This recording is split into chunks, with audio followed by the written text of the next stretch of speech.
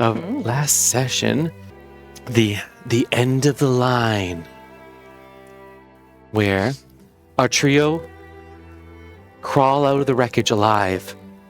Folly, Fernando, shaken, and Mori more upset about his coat than the crash. As spectral flames lick around the shattered cars. Above it all, the crooked moon. It watches. Wrong, familiar, and judgy. Oh, a little bit, just a little bit judgy. The Druskenvalds emerge, unharmed, but the vagrant panics, trying to restart the Ghostlight Express and begging for help. Does something fall? Yep, I'm good. Oh, you're good. Do you need help? I'm good. The engine needs soul cans to heal itself. The Lord postures, raising his cane, but nothing happens. But he rolls up his sleeves and helps anyways. Folly and Fernando spot cans easily, but Mori freezes, the moon unnerving to him, like nothing he's ever seen.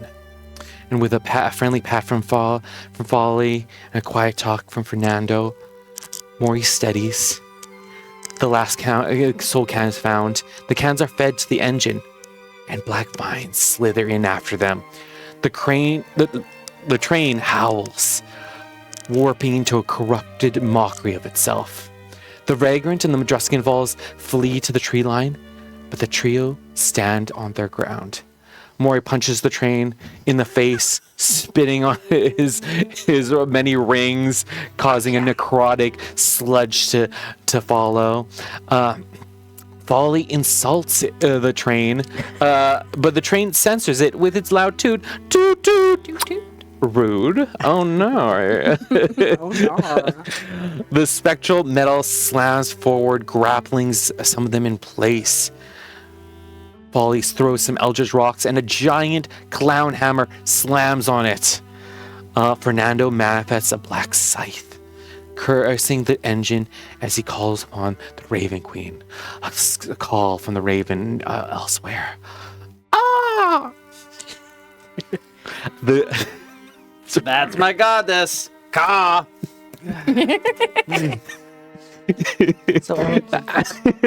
The train drains a soul can nearby and heals itself, twisting the spirit inside as it screams out. Fernando, seeing the remaining cans, frees the remaining cans from being corrupted. Mori straightens out that bent grill with his fists, forcing the rot out of the engine. The corruption breaks, and the Ghostlight Express shudders and rights itself. The train begins to pull away, whole once more, as it continues to repair itself. The vagrant nods to you all, saying no living passengers for now, but he promises to return. And the group is left in the clearing. The Druskenvalds thank the trio with gifts. A medallion of thought for Fernando, a bag of tricks for Folly, immediately producing from Dave. Yes. Another Dave, a cuddly weasel, wrapping around into Folly's workings for safety and warmth. And a red and gold spear for Mori, a shadow moth quietly resting on its tip. And jewelry to follows, and ending with a very real gold ring for Mori. Folly screams, the engagement! You're getting engaged! And Adele laughs. A map is unfolded, and they find that it's 4 hours until they reach Wickermore Village. Phillips mentions a house waiting for them. And Adele asks them for protection along into the forest, and the trio agrees. Fernando, as they head out, steps on a whistle. The vagrants. And a fabled heirloom, exactly as foretold. by Adele in the tarot reading. They travel through the woods beneath the crooked moon, and strange effects tugging at their minds. At the tree line, the weight lifts and a town waits ahead. Exhausted, and they walk on towards rest. But as you walk out towards the tree, out of the tree line, something changes in. Oh, they're seeing you. They're gone. They're gone. No. As we Explode. No. we hear a ticking from Folly as they explode. No, I'm joking. That doesn't happen. We hear a strange ticking coming from Folly as you leave the tree line, and you hear, and a familiar sound, a song comes out of them, as it says, "Doom, doom, doom, doom, doom, doom." Wickermore Village hums a tune. Windows smile and follow you. Count the doors, but mind the gloom. All roads bend to doom, doom, doom. I think we've slowed our steps as Folly starts singing, and the two of us just slowly turn to look at them. Just As this happens, this is a new strange thing, is without any prompting, Folly, this activates into Folly's. Adele goes like, "Oh my gosh! Oh, isn't that lovely? I think I've heard that nursery rhyme before, but it's like, hush now, child, doom, doom, doom. But I've never heard that verse before. That's so lovely." Thank you. Folly, where did you hear that before? When it came out of me, that's where you hear it. You made it up just now? No, because when you make stuff up, you think it first. And this time I didn't think it first. I didn't like that it said doom, doom, doom. I did not care for that part. The quality of your singing voice is lovely, Folly. Yes. Thank you. Adele like claps like, "Yes, we shall. That was incredible. Quite the singing voice." But the Pico, they have sometimes secret hidden attributes about them. Where did you hear that other part? Well, everyone knows it. "Hush now, child, doom, doom, doom." It's like I'm not much of a singer. I shouldn't try. But Lullaby. a lullaby. Yeah. One of those things like when the bough breaks, cradle will fall, and down will come baby, cradle and all. Yeah, it sounds dark, but sometimes those dark... sweet-sounding nursery rhymes that when you stop and pay attention to the lyrics, they're absolutely creepy and dark and have no place being sung to children. Absolutely, like Jack and Jill break their crown, their head. Oh my god, but nothing scary about... But I think that's no matter. I think that's all fine, no? You seem all worried, though. Are you all okay? Well, Folly, are you worried about it? Well, we haven't known Folly that long, so I can't really tell whether this just met on the train. I can't really tell whether this is normal or not. So I figure if Folly is fine, then I won't push any further. Are you fine, Folly, then? Oh, absolutely. Ah. Wow. Is that darling? You watch as Philip goes through his briefcase and pulls out a map of the area and presents it to you all. And he takes a moment to look at each one of you and be like, "Well, I have this extra map here. If anyone would like to..." He looks at each one of you and tries to judge who would be the most responsible to give it to. And which one of you want to keep it? Let's be real. It's him looking between me and Mori. And between their legs, like... Who would like to take it with you all? Obviously, Dave should carry it. Dave, the weasel. The weasel. Your weasel. Dave. I don't think they'll be able to carry it. They might nibble on it, but I don't see if they will carry it. I will hold it for Dave because Dave has his little paws, but with my hands, he will be able to read the whole thing. Are you okay with that, Dave?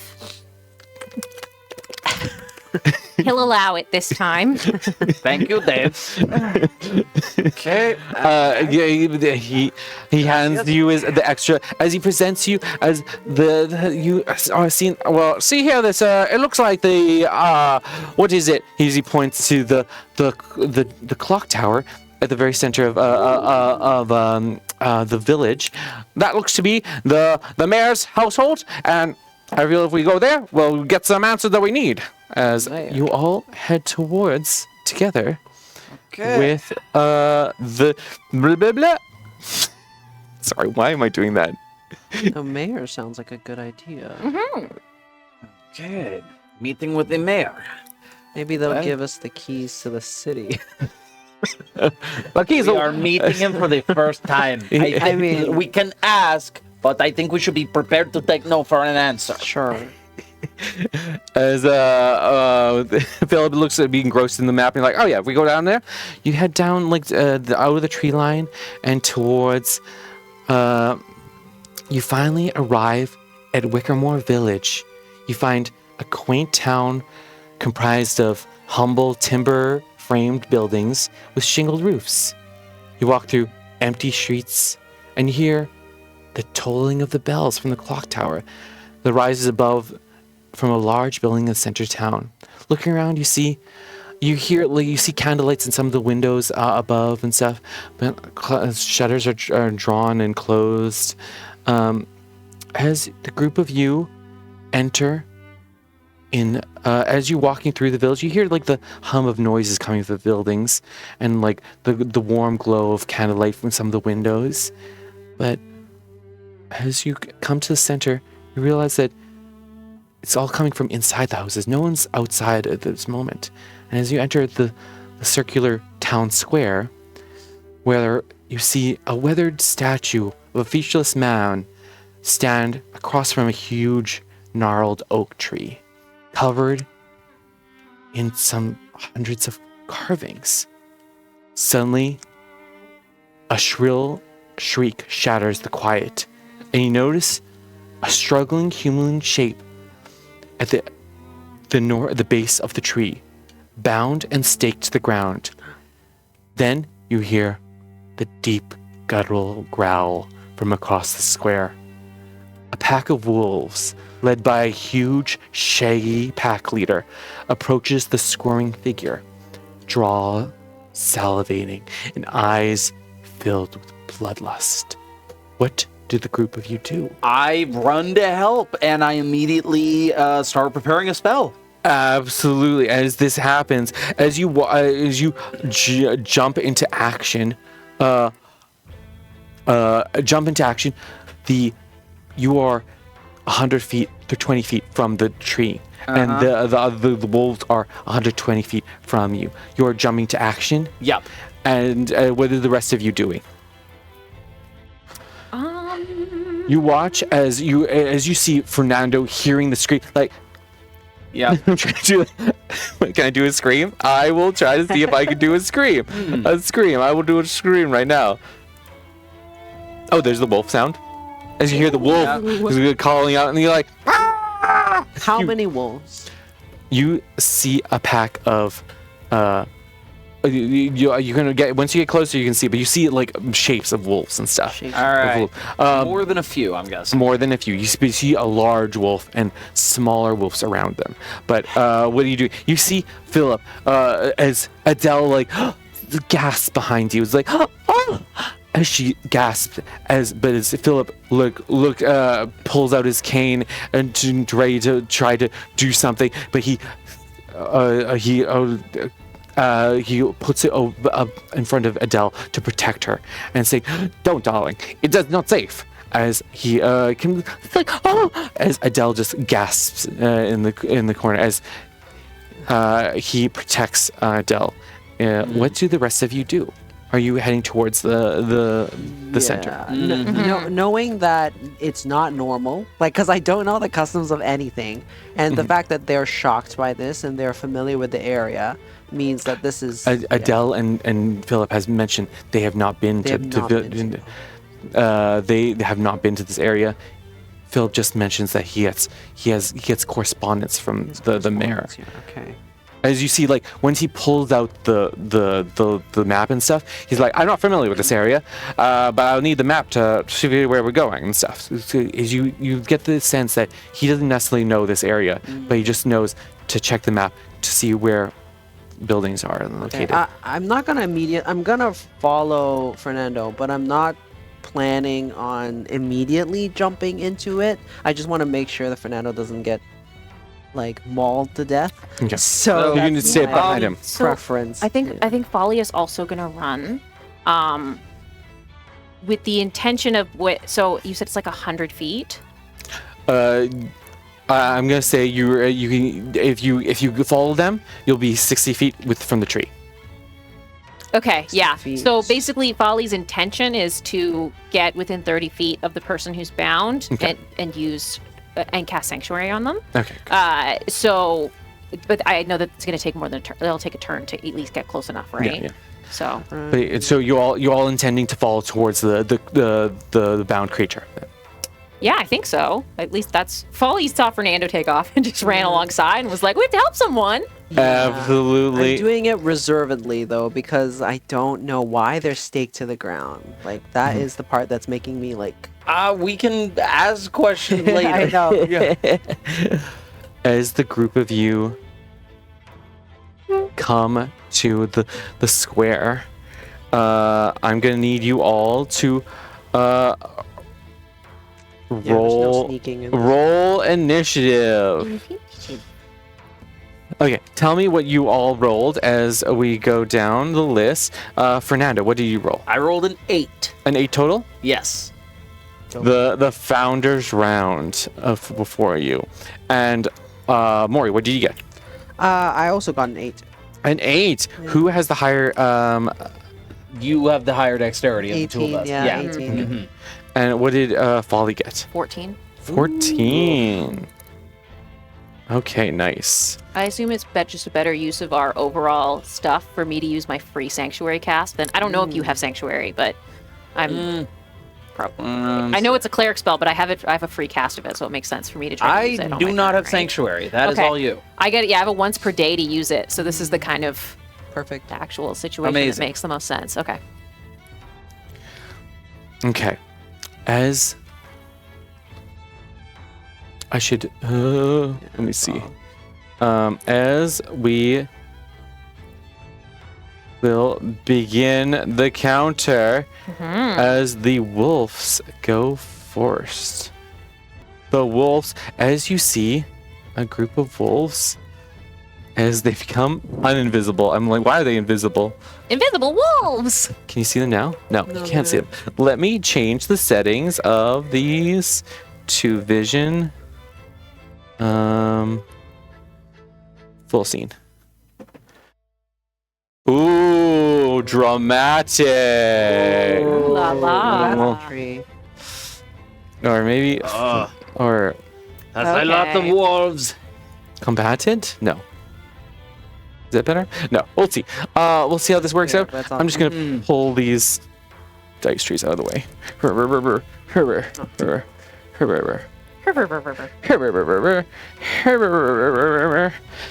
Oh my god. Okay, so they're on the so they're on the far right. I see. They're here, and we're all the way over there. And the person is staked somewhere there. Right? On in the center, yes. So I just need to be within 30 to hit them with that sanctuary. Oh, if I could pick you up and throw you, I would. I mean, yeah, like it's okay. It's just I'll be getting there first anyway, right? Okay, we ready? All right. Bonus action As the dash, but- first of the round, Bonus action dash. I You could could be carry. technically ahead of us. I could, but then I don't know if I'm allowed to carry you over. Except my turn would happen before we would get within 30 feet, or unless we would have 'Cause, like, made it within 30 feet Yeah, on if your you turn. go first, then if it's my turn, then I could run up to you, grab you, bonus action and dash. I think it makes more sense. We're not going to get to this person before the wolves' turn. Yeah, But I think it makes more sense for you to run to intercept the wolves because Right. Folly is just trying to get close enough to help this person, Right.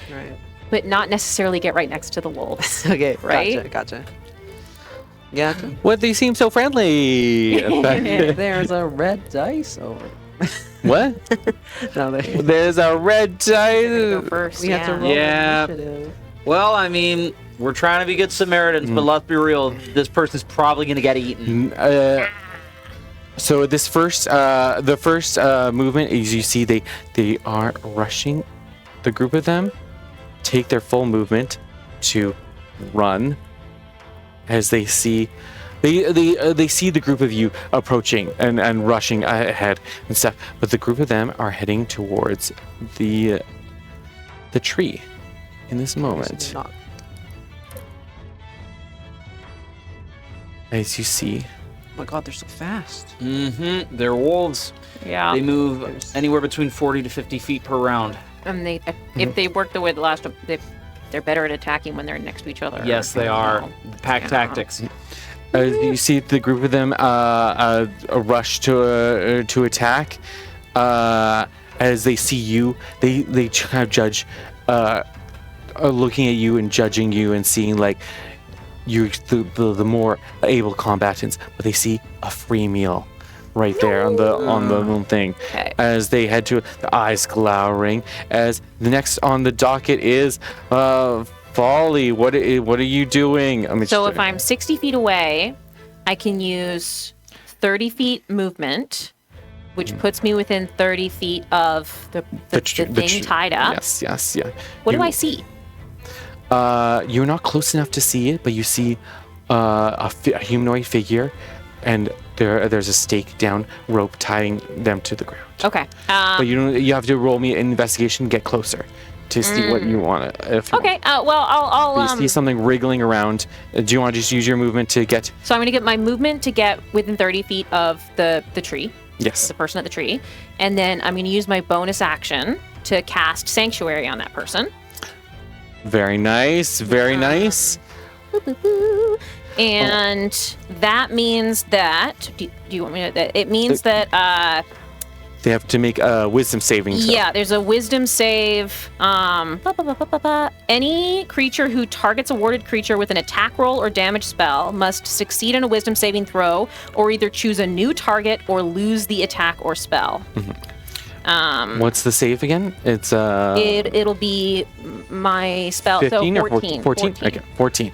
Nice. How does it look as you cast Sanctuary on what this looks humanoid creature on that's underneath the tree and covered in darkness? You aren't able to see what it is exactly. What does it look like? I think so. This ability comes from their nature, their threadborn nature. It's something that all the people of Pico can do, and so I think that it is just a. I think it almost shows up more like an illusionary type thing, so it makes it just difficult for the wolves to like really see what they're doing. It makes it just sort of makes them harder to like see and target a little bit. Like It kind of makes them like less appealing. It makes kind of like a mirror image kind of effect on them, Yeah. like, where they become like duplicate over there. But yeah, as you watch Folly kind of like react, and almost like a mechanism inside their body activates as they spin around. A music box sounds effects comes out of them as this magical enchantment appears over top as it goes ding ding ding ding ding ding ding ding ding ding from Folly, encasing the creature in this kind of this glow of light and magic, as it makes the creature more less appetizing, but also not as easy to catch as some lights flicker on whatever this creature is. So that's Folly's bonus action. Yeah. And Folly's going to, in this split second, thinking, okay, do I blast the wolves or do I fight fuzzy with fuzzy, and I think that that's going to be Folly's choice. So Folly's going to reach into their bag of Dave. Yes. And do you want to? because that's an action. You still have you have still Weasel with you. I do have the Weasel. Do you want to have Weasel come out? No, I'm going to pull a new, because I can pull up to 3. Up to 3. So Yes. Weasel is already there. We'll just assume Weasel is riding on me at this point. I'll have him right there. But Weasel can't take any action this turn anyway, Yeah. because I have to use my bonus action to To command. But command, yes. Folly is going to reach into the bag and hope that the Weasel has a friend. Yes. And call upon a new Dave. So I can Yes. throw whatever it is 20 feet. 20 so they feet. reach into Dave, they pull out a fuzzy ball, and they throw it the 20 feet. 20 feet. So closer to them. And I guess I So roll a right around D8 here. to find out what it is. A D8. Yes. Yeah, roll a D8 and see what you pull out. Something big. Let's hope Panther. Are we hoping for Panther or elk? Something Something something big. good. Panther Dave. Another Panther wolf. Dave. Another wolf that attacks you all. 5 5. is. Where are you? 5. Panther! Kitty! Oh my god. First cats, the war A continues. kitty named Dave. Dave, as To the you ground. as you watch Folly activate the protection, pulls out something from their bag, throwing it. It's a black little, sleek little ball. As you watch the ball grow and like twist and creak. So it says here that it acts immediately after me in my initiative. I can use, but it's a bonus action to command how the creature moves and what action it takes. Yeah. And I've used my bonus action to cast Yeah, Sanctuary. so it so doesn't- technically it's not going to act on this turn. It should yeah. act on the next one. It'll act on you next turn. Okay. Yes. Perfect. Because if it right now it Yeah. just Yeah, like yeah. It just it's like was it Magic the Gathering, the summoning phase? Yes. It's getting summoning sickness. It's summoned and reconstituting itself as you see the black ball kind of grow, and as you see as it stretches, this long panther stretching its muscular body as it looks around itself and like Something inside of me twinges with fear a little. No, it's friendly to us. I know it's just a rat. Good job, Folly! as that's end of your turn. And the next on the docket is going to be, who is it? I wonder who is it? But the big bad wolf comes to play. The big wolf. The big wolf. Wolf my versus panther. Panther. Oh, cute. Don't kill Dave. Remind me what Dave's AC is. Dave's AC is 13. Nice. And it comes to attack as it sees the new kitty pop up. No. It goes to attack. It makes 1 bite. It does not get advantage because one of its allies is not in change, but it gets a 23. Yeah, that's gonna 23 hits. hit. Okay. As it rolls, Look at the Panthers. Hit points. it takes 9 damage. Okay. As it sees this, it is now down to Panther has 4 hit points left. 4 hit points left. As it is bloody, seeing the new creature pop out of nowhere, this lithe panther, the wolf sees that its pack is in danger as it rushes in to attack and digs into this creature as Dave is hurt. And that Something tells me we're going to be hearing a lot of that over the next while. I know. and that's the end of its Why? turn. Mori, Attachments is hard. it's your turn. What are you doing? Okay, I'm gonna take my 30 feet movement as well. And then I'm gonna bonus action dash. Step of the wind. Bonus action dash. Yeah, but I want to be beside Dave. Nice. Yeah. So you want to be right here? Right. Right here? Yeah, right there. So you'll be Be within too 5 feet close. of Dave. Yeah, of Dave, and within. Yeah. So yeah, you are in striking distance of the dire wolf now. Yes. Okay. Would you like to hit it? Well, I can I do an insight check or something like that to see if they like if taking this alpha down would make the others scared. If you show dominance, maybe I would roll me insight check, yeah, Okay. Just out of or animal handling. or animal handling. Yeah. Okay, well I'll roll bad anyways. It's either a 10 or a 8. Like animal handling 8. You don't know exactly. Okay. You're unsure. You're like maybe, but then you start like looking. You're not sure. You can't tell. Just 'cause You'll, there's a but then lot look through you just see all these eyes. Like you rushed in the middle of this, and you see just hungry eyes looking at you. Yeah. And look staring at you, and you're unsure of whether they will are following this pack leader. Right. And you have your action. Yeah, I'll You've used your attack it bonus with a action? spear, yeah. One attack with your spear or your fists. I think I'll do Two-handed spear or yeah, two-handed spear. I think I'll do. whipping up this new spear with a spiral red, flashing it. Please. Oh, 18 plus 7. Wow. 25? Yes. That's an absolute hit. Okay. Roll me damage. Where's the D8? Which one's the The D8? D8 is like the This you one? go. This one? that one. Yeah, that one's the one. Perfect. Oh, Oh, 8 a plus full 5. Oh, baby. 13. 13 points of damage? Yes, 13. Fuck Thir- this wolf up. 13 points of damage. Yes. Oh my gosh! You have bloodied this. You have bloodied this It's wolf. one wolf. This one Yeah, wolf, okay. but the best wolf. I don't know. The biggest wolf. You've taken your spear, spun it around, stabbed it right into this thing as it goes whimpers. As you hear it whimpers, as it turns to you, ready to attack. How do I make them look scary? There, it's gonna turn towards you. Oh, okay. There we go. Isn't that scary? It's like smooching the So pants there. Now, kid. Now, kid. Maybe they'll fall in love. No. Enemies to lovers. Sniff my ass. Make little puppy cat. That's terrible. That's the end of your turn. That's all I have. Very good. You come in, bloody the large wolf as blood spills from your spear as you pull it out. What are you doing, Fernando? Fernando, it's your turn. Okay, I'm gonna move 30 feet closer. 30 feet closer. Yep. Right here? Yep, that's great. And I am going to cast a spiritual weapon and summon a scythe next to on the other side of Dave. Hell yeah. Yeah. Nice. You summon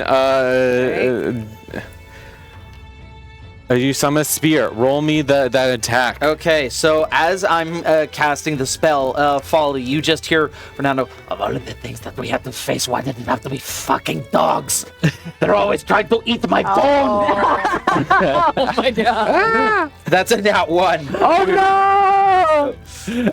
So you're the fear of having Yeah. so many dogs eat you. Like I do not fear death, but I fear being eaten alive by dogs. you shakily, your bones rattle. You can Folly. You hear the rattling of Folly's Fernando's bones as he gets near. Back now! Back! You're not going to take my bones today! As a swinging spear it goes precariously close to Mori's face. Yep, As a scythe, yes. a scythe goes super close to you. You Mori, sorry! as you hear the call of the raven. I cannot do sounds. I'm terrible. But yeah, I'm still gonna try. You see the scythe peer up, but misses on the attack. I got a little shave. You get a little. It gets a little close for comfort. And you're like, oh. But that's the end of. Oh yeah, with your action. That is, goddamn, that is my Bonus action.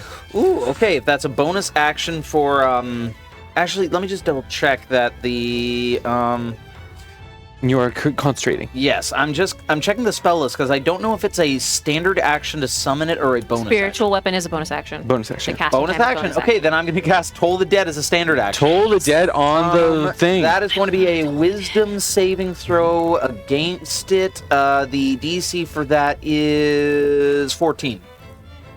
14 as it's just a second. You get a +1.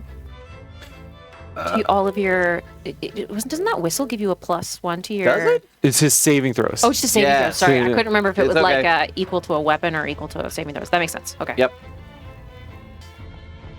No, it is not wise. Hey, that's a 7. 1d12. Roll me damage. Oh, I'd love to be As- dead. what does it yes, sound you do, like? baby. Why does it sound Nasty like? cantrip. Yeah. It's tantrum. And That is a. Well, dang, it's cocked. Just a sec. We honor the cock here. No. do you need a dice tray? You need a dice tray. Hand the, That's nine. hand There the we go. dice tray to the green one or the which The one do you purple want? one, You want the please. purple one? Yes. Per- Thank you. Great. Okay, that is a 9 for damage. 9 damage total. Yep. Was it? How No. do you want to do this? I'm going to say that I then point at the wolf, and my blue eyes disappear, so it is just blank black eye sockets. And suddenly there is a. And the wolf suddenly, its world shimmers as it sees Fernando, like the world vibrates almost, and there's just a distant dong, the tolling of a bell as its vision begins to dim, and Fernando looks like a specter of death itself. Nice. As your bones steady, you whiff with the first strike, Yeah. but then as you just hear, you concentrate. Your bones steady as you stare at the wolf, and your eyes locked eyes with the wolf as your eyes turn black, and almost you hear the air getting sucked out of the air. You're like, oh, as things get a little darker, as the light in the eyes of the dire wolf fade as it dies. Oh. As it completely, as it breathes its last breath and falls down and slumps over. The dire wolf is down. All right, I just quickly incant a small prayer under my breath as I cross myself and acknowledging the passing of this beast. Very nice. And that is the end of your turn. Yes, it is. As the next on the docket, as you say a little prayer for this creature, but the blood seeps out of it onto the ground. Next on the turn, oh, it's the top of the round. The wolves go. And then if they want to attack the tied up guy, they have to make a wisdom saving throw. Yes, they do. As you see, but you have killed their pack leader as they start to rush towards. I am the pack leader. They rush towards Wait, shit! Fernando, Did they go right past the panther? Yeah, do they? but you haven't given them a command yet. Oh, So I will say once your turn hits, They're all going for Fernando. and bones.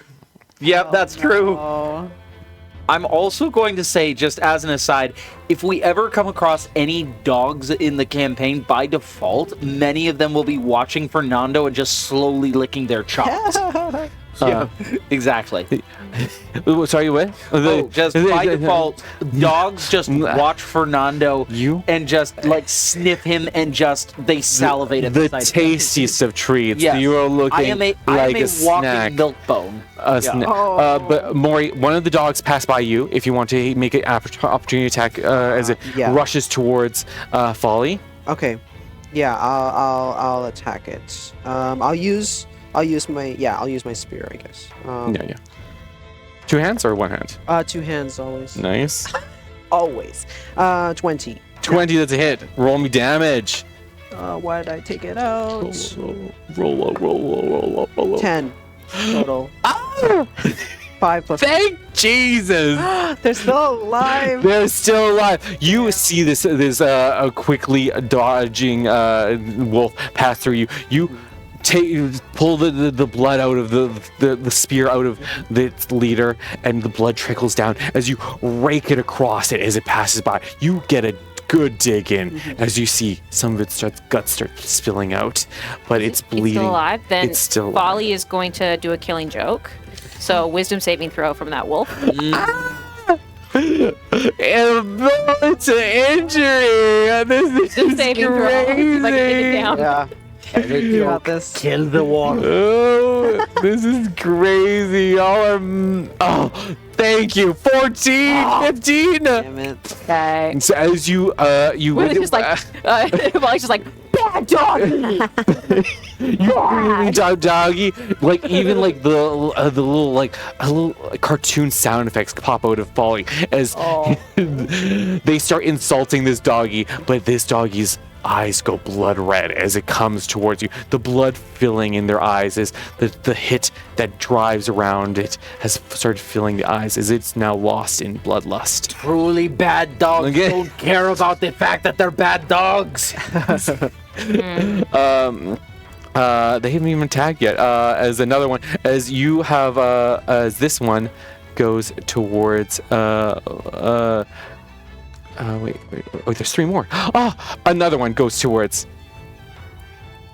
Oh my god, and I can't take it over. and this one takes this, its other, as this one, as they both flank you, Okay. as they are all going to make a bunch of hits against you both. Okay, sorry, there's so many creatures. I am, We could have less creatures. We could. we could. Feel bad about the Shayan. Yeah. You're right. Yeah. 2 of them could flee.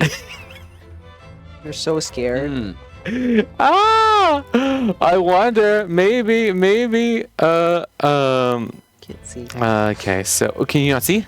Just the bottom. Oh, the The Ritz cracker. the crackers are preventing you from seeing.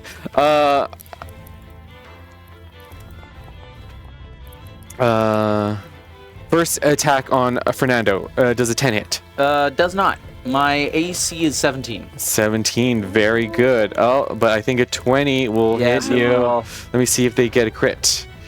No, 20 is the 20 is the hit. As the one starts, you see them scamper up you, and like, as 8, you take 8 points of damage. Damn it. Okay. And you also have to make. Oh, I forgot about this. Yep. I have You to. have to. If the creature's medium, you take the prone condition. Oh shit. You are now On the prone. ground. And I have to roll a Constitution saving throw to maintain concentration on my scythe. So Yes. that is with a +4. I have to roll a 6 or higher. Natural 20. Okay. Nice. You succeed in keeping your spiritual weapon as you think about the Raven Queen. She's so hot. I don't know. Does It's it? a giant bird. I don't know if that's the relationship they have. No. Is it the relation that they have? No, I don't know. Does a 16 hit Folly? Yes. 16. Is 18 hit you Folly? Yes. Yes. So 2 hits as you take. Oh, no. You take a total of 10 points of damage from both these wolves. As the one wolf, bloody from Mori, as you try to insult it by saying "bad wolf," it just starts clombering at you, and you are prone as well. It's just ragdoll. Just Yeah. rolling around like a Literally ragdoll. ragdoll. I make a squeaky noise when it bites down on me. Yeah. Yeah. Oh god, you're the perfect chew toy. Right in the squeaker. Bone had a chew toy. as you every time you like freaking swear, your squeaker pops off. You're going ah. Hee-haw. Sorry. That's terrible. 2 wolves attack Mori now. Does a 21 hit? 21 hits, yeah. You take 5 points of damage. Okay.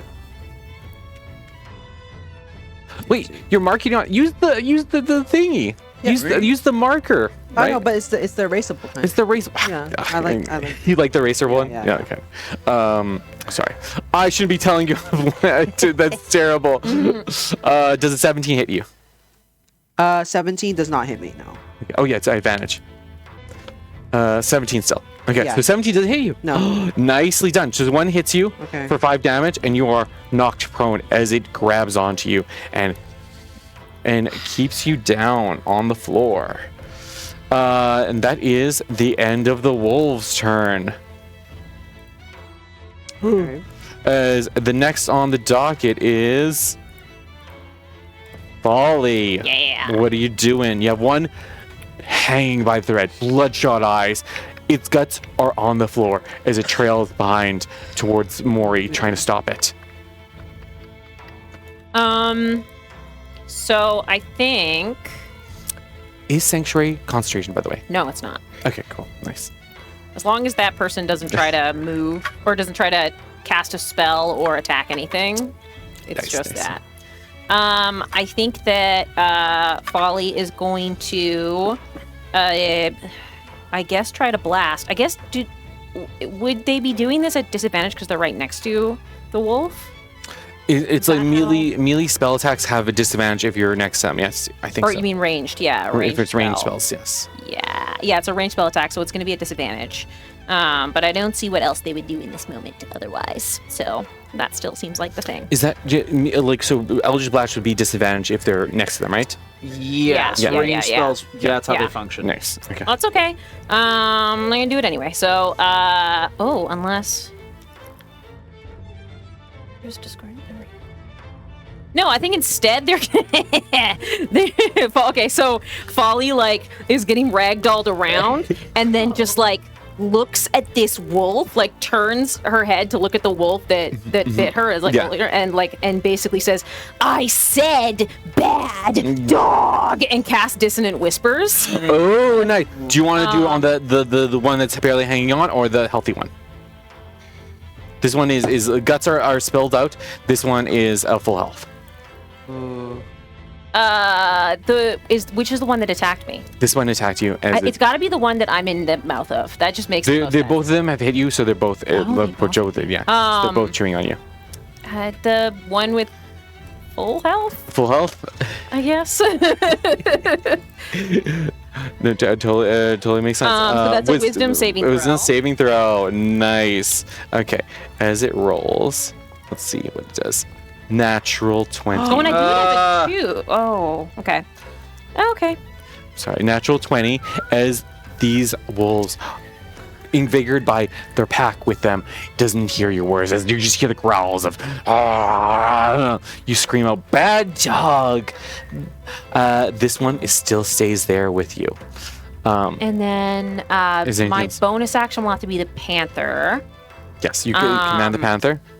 I think Get the panther. Who do you want the panther to if the attack? panther moves, it'll take an attack of opportunity, Yes. Oh, and it might not have enough hit points to survive that. okay. I Oh, say- wait, no, the panther can disengage Yeah, because it has yes, nimble escape. yeah. So actually, yeah, the panther is going to disengage, Yes. use its bonus action, disengage. Nice. And it's going to come and grab the wolf that is barely hanging on. Barely hang on. Yeah, Yes. yeah. Nice. And grab it from Roll behind me and attack. Okay, so that is. Oh, it is 13 hit. 13 just hits. Fuck. Oh my god. Nice. Okay. And you don't even roll damage because it was on 1 H. Or if you want to roll damage, but it's Sure, on let's 1 see what it HP. would do. How extreme it is. It would be seven hit points. Seven. Yeah, so. Do you psychically tell this? What do you say to the Dave as to get them over here? I think Folly's just like, damn! As you watch, as Dave finally adjusting themselves to this new body, rushes in, tucks out of the way from the other wolf, and goes in and Just rends. rends the rest of this wolf and tosses it aside as to protect Folly as they come to protect you, licking your wounds and stuff. You see a giant tongue just. That is the end of your turn. Well, yeah, because technically I'm still prone, right? You can use your movement to get up. I guess that I will use my, because I don't want to take an attack of opportunity from trying to move away, Yeah. but I will stand up, yeah. Very good, very good. Maybe I should just take the attack of opportunity. No, I'll just stand up, that's fine. Okay, They have Stan. a lot of movement, yeah. Do you just stay where you are? What's your health points right now? 12. 12. Nice. You're still looking healthy. You're halfway. Oh, I'm on a new round. Oh no, so this one died, so it doesn't matter. I'll. It's okay. We're good. I'm gonna killing joke someone else. It doesn't make sense to killing joke the thing that died. Yeah. It did already. It did. It did. That's the end of your turn. And the next round, it is the dead, the dead thing. And who's next after that? It's Fernando. What are you doing? Does Mori go first? Mori goes. I'm sorry. Direwolf dead. Mori, what are you doing? You have two wolves right next to you. Okay, I'll use my movement to stand up. Nice. You've used half your movement to stand. Yeah. You have half of the, I think, 20 feet left to move around. Okay. I'm just gonna put my spear away briefly, and I'm gonna flurry of blows. Flurry of unarmed, like flurry of blows. Nice. Unarmed. Do you want to do the one armed attack and then two flurry? You want to do flurry of blows first, right? Yeah, Okay. flurry of blows. Which one are you attacking? I'm moving this away because it's out of my way. Sorry. They're both the dead direwolf moves. they're both healthy from what I know. Yes, so these are I'm both just- been unhit. Yeah. So wait, where's the second one? There's one on the left, and then there's another one. There's there. two. There's There's two there. Oh, okay. They're flanking you. Yeah. Okay, then I'll hit the one just like there, I guess. Which To the north? do you need this north. one? No, north is North is this one, right? Yes. Further away. Nice. Okay, roll me. Hold that one, Dave. How that one day. This is going to get very confusing. 16 plus 6, 22. That's an absolute hit. Roll me So damage. this one's 1d6 because it's unarmed. 5 plus 4, 9. 9 damage, and then you roll me your necrotic damage as well, Oh, right. because it's flurry of blows. Oh, right. What is the It's a d6, d6 as well? Okay. just one d6. 4. So So total 9 of plus 4, so 13. nice. How do you want to do this one? Ooh. You fully decimate this one. You. I was a little bit sad that my spear didn't do the killing blow, so I'm spitting on my fists again. And because that worked so well against the train, I'm spitting on my fists again. I like to imagine you just like you lick your Yeah, near my engagement ring. you lick the new engagement ring. Oh no, you can't have that hanging on your neck. yeah. You destroy this as you pummel it with some of that nasty necrotic business. Yes. As you do a total of 13 points of damage. Yes. 13. You knock this thing out, licking your thing. It is fully knocked out as it's pushed back and dead. You have your rest, your action, and your other bonus action to do. Your other Yeah. flurry of blows. Do you want to do the other one? Yeah, I'll do the other flurry of blows to the other one. It's 13. There we go. And- Dead. okay, 10 doesn't hit, right? Oh, you did 10? 10 to attack? Yeah, 10 to attack. 10 doesn't hit. Okay, but I can bonus action. Well, you use your flurry of blows. Oh, that was my. Do you want to use your action to attack with your fists, or do you want to do your spear? Ooh. You know what? Yeah, I'll do the spear. I'll Spear? take it back. It's okay. I- You're I nimble and lost stuff. You are a pro at martial arts. Okay. Not So- one. No, 7. 7 plus 7, 14. 14 hits. Okay, 14 hits. Roll me that damage. This one does not have your necrotic damage. Yeah, just 1d8 plus 5. 1d8. 8 plus 5, 13. God damn it. Okay. How do you want to do this one? I mean, I skewer him like a kebab. You skewer him onto the tree as you Good stuff. you whip out, you switch out from your other weapon, you try to punch it, miss it, you whip out your spear and you in a swift movement and then jab it with where it's not expecting it as it gets it right in the ribs and starts bleeding all over. No, I This- like the first one. It The gets nibs, it in the yeah.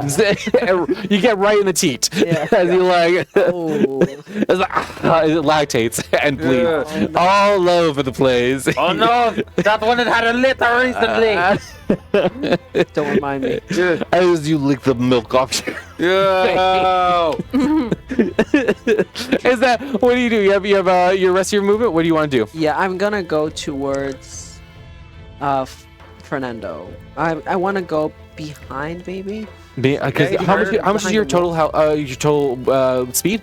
30. 30. So you have Do you 15 want feet to of go movement behind left. the wolf? Yeah. Okay, got it. Does that work for you? Sure, absolutely. Behind this one. No, Behind that one. one, Yes. yeah. This Behind one. that And this one. Nice. Okay. Like, All right, You- cool. That's perfect 15 movement. You have that much. This is all as far as you can go, though. Okay, yeah, You were able to. You've gone up, killed both of these creatures, and are up against the. You see the wriggling creature next, because you were close to the tree. Mm-hmm. As you skewer it, pull your spear out, the dead wolf falls on it, starts bleeding out. You see the creature, the wriggling creature, kind of flickering in light of Folly's enchantment that keeps it safe, but keeps on wriggling as you hear like a screaming from it. But don't have enough time Yeah, to take a I'm look not at it gonna- I'm not gonna. as you come up to this other wolf, preparing to help out Fernando. Okay. And his delicate bones. His delicious bones. My delicious milky white bones. What about the litter of the wolves? Fuck them! What about my bones? Fernando, what are you doing? Are you moving So your- first, which wolves are left alive right now? There are 3 wolves left alive. The one to the south of Folly, I'm guessing, There's one to the and here. both the ones that are trying to There's kill 2 me. surrounding you right now. Wonderful. Sorry, Dave didn't help you. It's okay. Look, Dave is your pet first. You see Dave just licking up on Folly, trying to fix their wounds with their tongue. Yeah. And so they're kind of confused by this. They're like, Meanwhile, they're fully tonguing you inside the holes that have been made by the Yeah. thing. so the movement of my scythe is 20 feet. 20 feet. Where can it get to? It can get to here. It cannot. Which enemies can it reach? It can. It cannot get. It can only get to here. Get to where? We can't see what you're. Yeah. Whatever you're Oh, doing, you we can't see. No, You can't see my magical thing. no. It can get up to here. There we go. That'll work. Okay. I'm going to use it to attack the thing between There. me and Mori. Go for it. That is a 17 to hit. 17 is a hit. Wonderful. Roll me damage. Okay, that should- this thing hasn't been injured yet. Yeah, just a sec. Does he get because we're flanking it? Does he get any advantage? Only if you're That across is- from it. Okay, that is 10 points of force So damage. you two would get advantage. I see. If Yeah. you're across from it. Sorry. 10 points of force damage. 10 points of force damage as you steady yourself. You look at the sight Yeah. and you start commanding it. So, steadying your bones. I am holding this wolf off. It dealt me damage like it was trying to bite at my face. I threw my arm up. It has clamped its jaws down, and it's done that thing where it's gotten my arm bones in its back molars, and it's biting down to crack the bones open for the marrow inside. And I'm just screaming through my teeth in pain as I'm bringing my scythe over to try and kill this thing. You command your scythe as the scythe swoops in, slicing as it starts to go in like a crowbar on the Yeah. teeth. As you see it digs into the canines of this teeth and rips out some of its teeth from the inside. It is holding on to your bones for dear life. But you Okay. see now the viscera of like the gums bleeding out Okay. from this thing, Good. blood drenching the side of it. And now I'm going to use Spare the Dying on this thing. What I meant to say was I cast Toll the Dead on this. Toll the Dead. Okay. Awesome. Nice. Okay. Roll me damage, because let's see if it succeeds. First it needs to roll a wisdom saving throw. I'm Yeah, sorry. that's a success. That's Okay. success. That's all right. As you try to look deep into this wolf's eyes that's digging into your arm, as you try to, the darkness seeps into your eyes as you try to command it. It is bloody. More blood has drained into its eye sockets as you see it just sees red. The wolf took damage from the scythe, right? Yes, the wolf took damage from the scythe. I'm gonna do one more killing joke at it.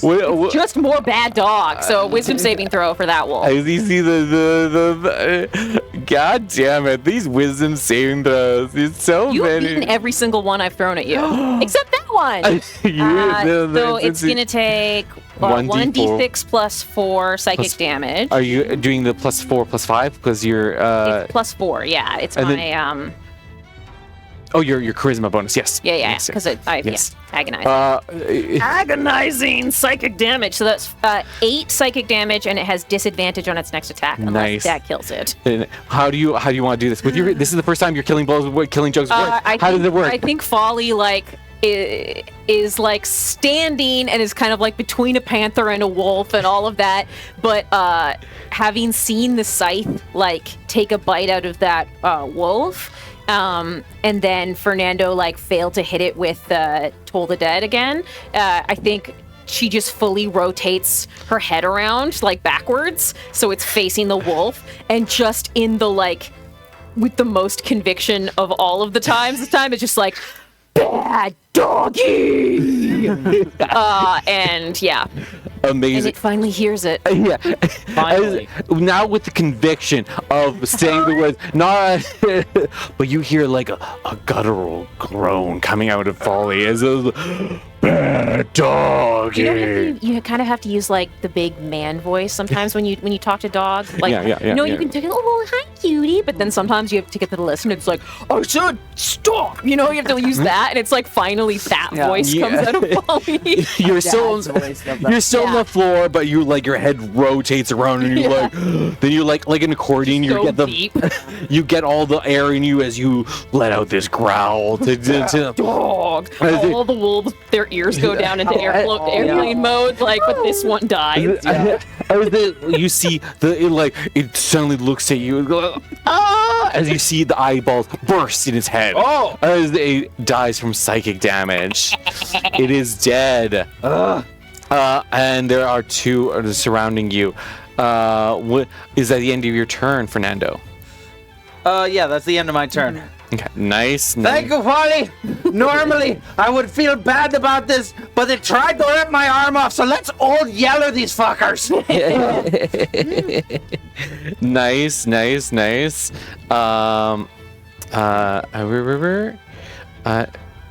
Yeah. Do you want to get up though?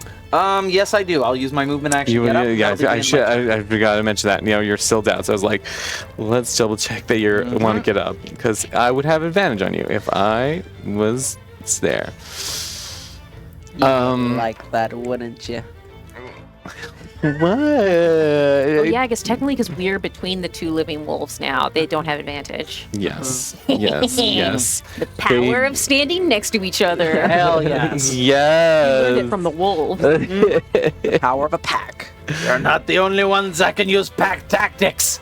As the last 2 wolves make an attempt to take you down with the last of their strength. Why isn't it not letting me select? Don't select. Choose something else. Do something else, game. Okay, I'm sorry. It's gonna take 1 more bite. 1 more attempt. Oh. 11. Does 11 hit? Who? Oh. Hopeless. Okay, does an 11 hit? Folly? Nope. Does a 12 hit you? No, it does not. They both miss as they are all They're still just shook from the bad dog. Their tails are down. Yeah. It exploded. Someone got skewered. Their as they are nipping souls got sucked out. It's a bad day to be a wolf. the blood is drenching the floor around you as the dogs are just trying to nip at your feet, and that's the end of their turns. Let me just, who's next? It's Folly. What are you doing, Folly? So, all of the living wolves are technically next to me, right? Or there's one above you and one next to. North of Fernando, south of you. oh, so This I one? can shoot This the one that's yeah. closest to Fernando. Yeah, you wouldn't have Range. disadvantage. I wouldn't have disadvantage Yes. because it's not next to me. Yes. Folly very intelligently turns their back. Their head is still turned. Oh my god. Okay, so their body is facing towards the wolf that's next to them, but their head has been turned around. And so just like one of their arms kind of like swings around. And this time it's they cast Eldritch Blast, and it is a rolled up newspaper to smack on the dog's good, nose. nice. Roll me that attack. Does 21 hit. 21 is a hit. Roll me A damage. lethal, Yeah. a lethal dose of You see a rolled up newspaper come up, right on top says, "News, bad dog. Bad dog coming." As you summon this. 11 force damage. 11 force damage? How do you want to do this? Oh, just smack it with that newspaper. Just Yeah. Just- bad dog. This enormous cartoon newspaper, but when it makes contact with the wolf's head in a comical manner, it cuts to a Mortal Kombat X-ray of this wolf's skull shattering on impact. You know what? Absolutely. Yeah, With- I think I think that works. Yes. Yeah, you watch this, you summon this like newspaper out of nowhere. It says on it, news, hot news, bad wolf, Bad dogs. Yeah, bad yeah. dogs, Bad dogs get and their the price is ass kicked. Yeah. All dogs don't go to Gonna have heaven. that. And that gets printed on their face. Oh, that's very. Yeah, as it starts, you summon it up, roll it up. As you like, you see this paper kind of like. And it goes bam, bam, bam on this little wolf. As you see the sign just gets bad wolf printed on the like, oh, oh. And you hear a crack as you see an X-ray of the whole shattering of it. Blood spills out of its mouth as it falls to the ground. That was 11 damage, right? Yeah, that was 11 damage. Oh my god, that's hit just perfectly. Wow, nice. And then Dave. bonus action, Dave is gonna get the other bad dog. Nice. After licking you up, seeing your head spin around and summoning. So that's Attack. a roll of 20. Bonus action, Dave. Oh, does 11 hit? 11 doesn't hit. Doesn't hit. It's okay. misses. So Dave takes the swipe at it, but fails. Dave is going to. Dave could disengage, but maybe I would rather the wolf attack Dave than me. Do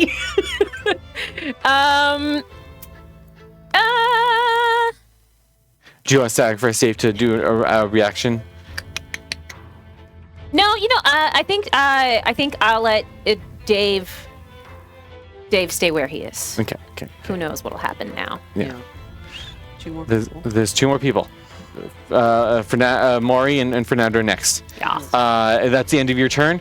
Yes. As you watch as Dave finishing licking you, goes listens to you and like goes to attack it, but misses licking you. As it misses. He's trying to get to other Dave the weasel that's in my clothes. As it's smelling you, he's like, I know there's a weasel in there. I want to eat it. Do the Daves want to eat each other? Technically, it says that that's the thing. The wording of the spell is also that, like, if I use my bonus action to command them, and if I don't, they just act as they would. So technically, the wording of the spell to me is that like Dave the Weasel this whole time, because I'm not using my bonus action to command him, he's doing whatever he thinks is normal. So maybe he's run. Maybe he's still just staying in my clothes. I don't know. That's up to you, because it's no longer my decision what they do, right? And I'm assuming by the wording of the spell, I can only command one Dave at a time, right? You can only, can you command them all? Or it doesn't say in the spell. Anyway, this fight's almost over. Let's yeah. Let's We'll figure it out. Dave, I wasn't gonna next worry time, yeah, you're right. When it would make it an opportunity attack if someone was passing it. I'm sorry about that last time. It's okay. It's okay. No one. It's fine. Okay, but next time. Okay, Mori, it's your turn. What are you doing? We see one wolf left. Yeah. You see Adele and Philip cowering in the corner. They're like, Adele's like, oh my gosh, he's so brave. Who's she talking about? I'm talking about Mori. I'm sorry, I'm just trying to egg you on. Adele wants more. Ooh, yes, she does. She's got a taste of rat.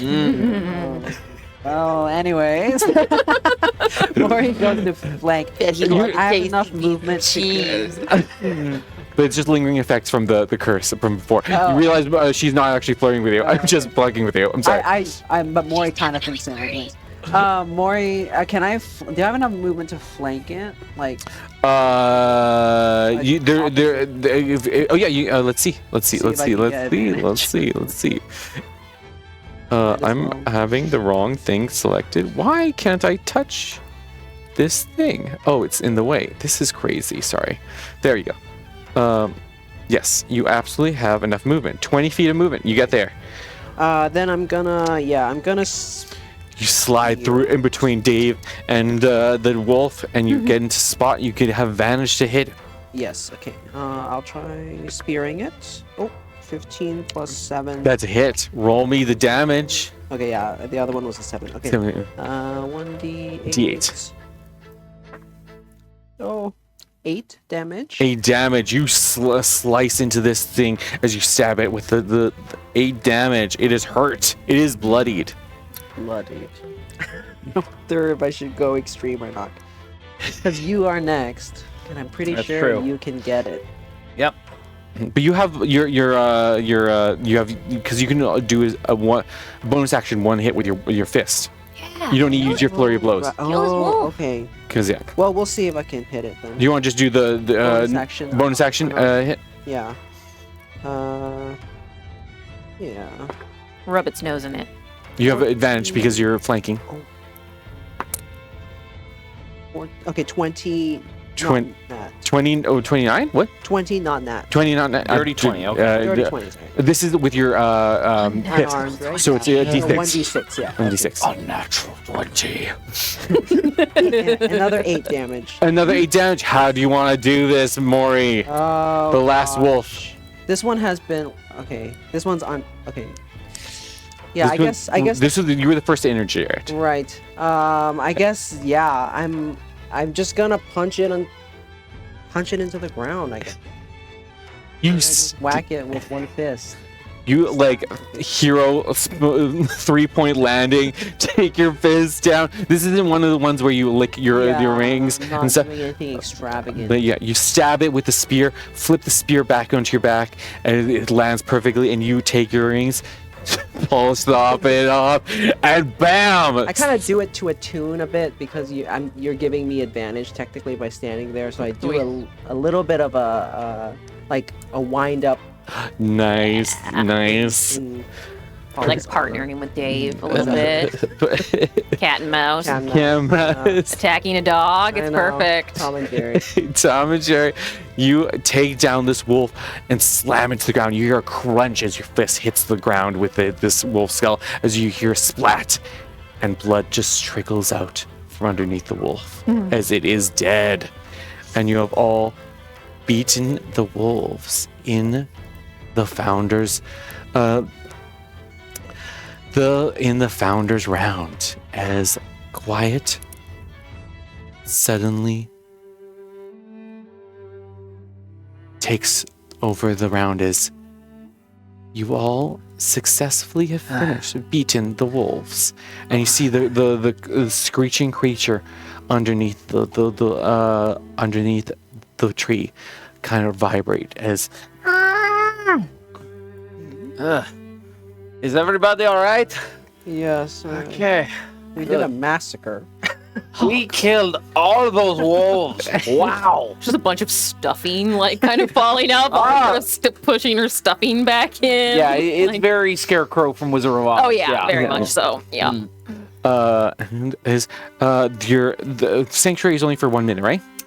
Sanctuary is a spell. I should know what it does. 1 minute. 1 minute. You watch as the sanctuary passes in the minute, and your spiritual weapon is in 1 minute as well. I think, right? Yep. Yeah. Your spiritual weapon dissipates as your. Stop. I need practice that. Anyways, don't worry. You hear it. But Dave and Dave still hang out next to you as you hear Adele and Philip come up next to you and like, oh gosh, that was terrifying. Are you all right? You all look hurt. I think we'll be all right. Oh gosh. As the group of you reconvene next to the tree, what are you doing? I'm going to investigate the creature that had been tied up and staked there or something. Mm-hmm. Yeah, so tell us what we're looking at as we go up to this thing. You roll me an investigation check. Whoever wants to come up to where the tree is. Okay. Are you coming up to the tree? Or Yes, I am. Coming, like you're coming 5 from? feet behind. I just find the whole thing suspicious. What That do is you- an 18. 18. What do you get? Do you want to check? Or are you just letting but no, 18 is more than enough if you want to check it out. I mean, Folly's gonna look, but do they investigate? Who knows? No, not very well. That would be 8. I'm distracted by how Folly's just picking their stuffing up. So it's kind of like trying to like look, but also like gather up all the stuffing that fell out. Oh, Folly, over by your foot, I think that's your squeaker. One of many. Yes. Just a pouch full of squeakers fall. Like, no, my squeakers everywhere. It's like your intestines. No. it makes as you put it back. As you go closer to the tree, you look down into the creature. You see what appears to be a fabric-sized doll, which looks like a person, but staked to the ground. And you see a small lump inside the doll, struggling to get free. As you see, like a burlap, a sack of a person on with a stake keeping it down. Does anyone have a knife or something I could borrow? There's something inside this dummy. Are we sure the dummy's not the person? If you want to take a look, Folly, you are the Threadborn here. You're more well suited for this than I am. Well, I investigated it not very well, so I'm not sure. Well, I'm going to see if I have. If we remove the stake, Yeah, let's remove the stakes. Could you use the tip of your spear to, if there's something inside the dummy, let's see if we can get it out. okay, Poke it with a stick. 5 feet away. 10 with the did something? No. I was like, I saw you poking something. Oh, there's an extension cable. Oh yeah, down there. well, watch out. Okay. All right, we know you're playing footsie under the table. Ah, well, Mary, I'm Mary. Of course not. No. You with the utilize skill, you're able to absolutely shuffle with your spear. And what do you want to do? Do you want to break open the doll, or you're trying to get the rope that's tying it down? What are you going for? What do we think? Like I said, I don't know Threadborns, so I don't know whether this is the doll or whether it's a thing with Roll the me doll. a history check History check. or investigate, History whichever is is. bad. My investigation is bad. They're both 5. Yeah, and just as you think, you're like, this is just like Dolly. This is probably just as you look at this thing. It's Clearly, just like me. I'm killing a person. You just see but you see what it looks to be like a lump inside this creature just moving around. And you see just like a threadborn human just lying on the floor. Lying on the floor, unmoving. It's staked through. Yeah. But there seems to be a rope. It's rope that's tied to stake. But with your 15, with your 18, Yeah. your investigate, you would say that you automatically know that this is not a person. This is like a creation. You see a painted smile on what looks to be burlap, as you everyone's Folly and Mori are completely distracted by their don't know. Look, It's definitely a person. no, the mouth isn't moving. So do we nick it or do we? Yeah, use your spear, start here, and we're going to cut an incision along here. Just hold your spear. Here we go. And then, You ghost style help yeah. Mori.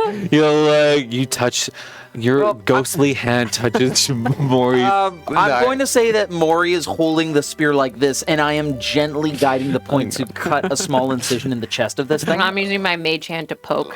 Uh-huh. You poke it, and Just you. poking. Thank you for your contributions, Folly.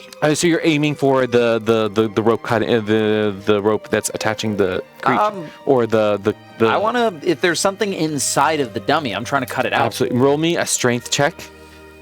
Since you're helping Mori, you can roll advantage. Okay, just a flat strength check. Flat athletics or strength. Okay, I have a 0 in athletics, so Go for it.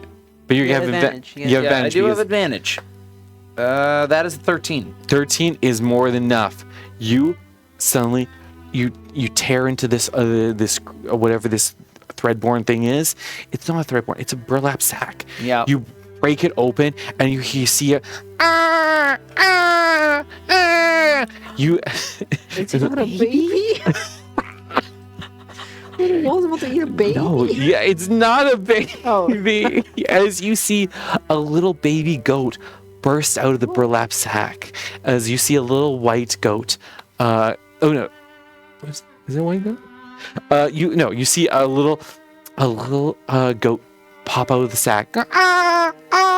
As it dashes out of the thing. Oh. And you're like, as you see, it's now free and moving around, Oh. screaming and It stuff. was a goat. It was a fucking Oh gosh! sacrifice, wasn't it? Is there anything that you do? As you see, the baby goat is just kind of terrified of these new people that they've seen. Can Folly? I'd like to. Okay, so Folly in their programming has a history book on Druskenvald. So I think would I be able to make a history check to understand what we just maybe interrupted? If there was some kind of ritual, if there was be something in the history of Druskenvald, like can I spin through my internal textbook? What's your history check plus this book? Yeah, so what it does is the book lets me do a +5, add a +5 to history check about Druskenvald. What's your plus?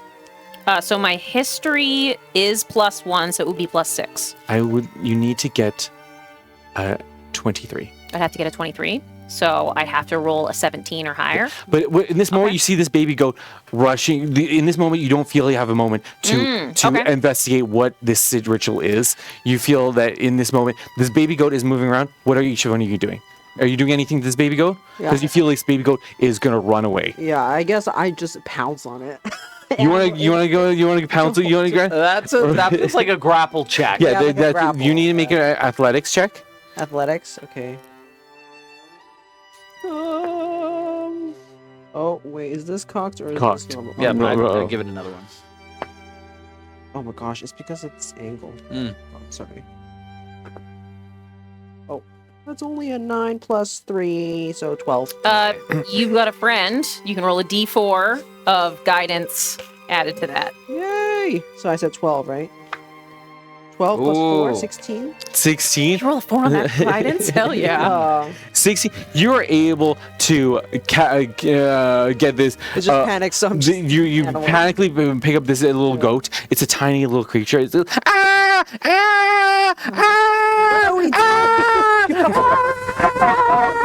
are we it's screaming so loud now, all in your ear now.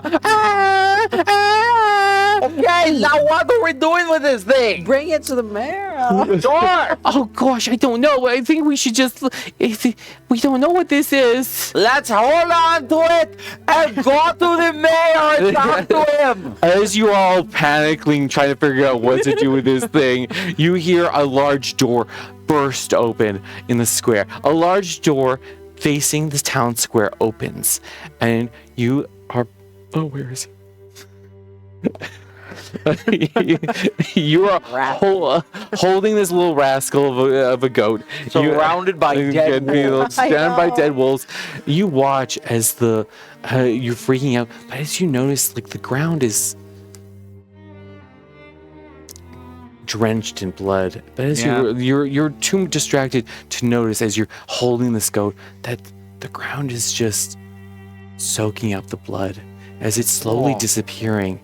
But you don't notice that as you see out of the building on the other side a door of a large building facing the town square, and a short, portly, middle-aged man emerges.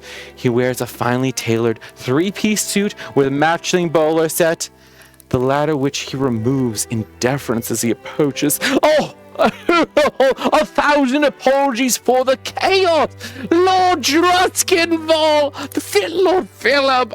We are not expecting you this evening, and you caught us in the middle of one of our sacred traditions. Please please accept my most sincere and heartfelt welcome to Druskenvald. I'm Mayor Wendell Somerton. I'm so pleased to finally be able to have my invitation. And you finally accepted my invitation to our humble community. It's such a pleasure. He pulls his hat, shaking Philip's hand rigorously. It's like, oh, Disculpe, senor. We were nearly mauled by a pack of wolves just now. Would you mind giving us some context as to what just happened? my sincerest apologies. This is one of our sacred traditions, of course. We have it every year for the harvest and such like that. You leave out a sacrifice to be eaten by wolves? Oh, just something, you know. Yes, of course. And there's rituals to help bring in good harvest and such that. Oh no. But don't worry about the little goat, of course. But I'm so sorry you had to witness that, Lord Druskenvald. Oh, It my wasn't a apologies. dummy. We thought somebody was going to be eaten alive by those things. My sincere, as I've said, my Right. sincerest apologies. This is this is usually a ritual that people know about here in the village. But as you are strangers here, newcomers, you do not know all the rituals that we keep here. I apologize. Is the of goat course. still screeching? Yeah, he's screaming, and you hear like, I'm trying to comb my fur and like clean myself up a bit. but I'm you are. holding my- It is making your is shitting all over your jacket. baby. There you feel like a little. As soon as it starts to shit, I throw it out. I'm You not- drop the. I'm you dropping do drop it. What? My coat. Dave, get it! No, I look at the goat. Dave, how could you? No, I think Dave wants to be a mother. Panther Dave, you better catch the goat. So, Oh, 60 feet of movement. Dave, do you want Dave to athletics? Do you Or 50 athletics? feet of movement. You see the baby goat is running for the tree line and Dave stuff. can catch a goat. Yeah. Dave's always wanted to be a mother. Do we Okay, eat this goat anymore? She's not going to eat the goat. She's Oh. going to catch the goat. Okay, roll me athletics. Athletics, so that will use their. this is not my their character. strength I have no bonus? control Okay. over the situation. That's going to be 8. That does not get it. You watch as Dave attempts. The panther goes like quickly, almost like a predator getting. You see these hungry eyes looking at it, but it just wants to be a mother. Wants to be a mother. But it looks very. But the goat does not like this. The goat hates it even more. Wow. You hear screaming even more. Don't give up, Dave. You follow that goat. You follow her. And You hear screaming as the baby goat, like stumbles, like falls on the ground as like you see like a cat like pouncing all the way around it, playing with this goat. Oh, so much. But it looks not friendly and not nice as this goat is being crying. Like tears are like pulling in his I eyes. feel bad. As this cat is playing with this Hold little on, goat. hold on. And the crying, the tears, as you see like a think I can Bambi thing. stop? Yeah. As Just call him you always see it goes off. You have to call Dave to get it to come back, but you see it going off into the distance. You the know goat is gone? The goat is gone. Okay, you know what? Let's stop focusing on this goat. And maybe If there's get to the anything else you plot. want to do with the goat?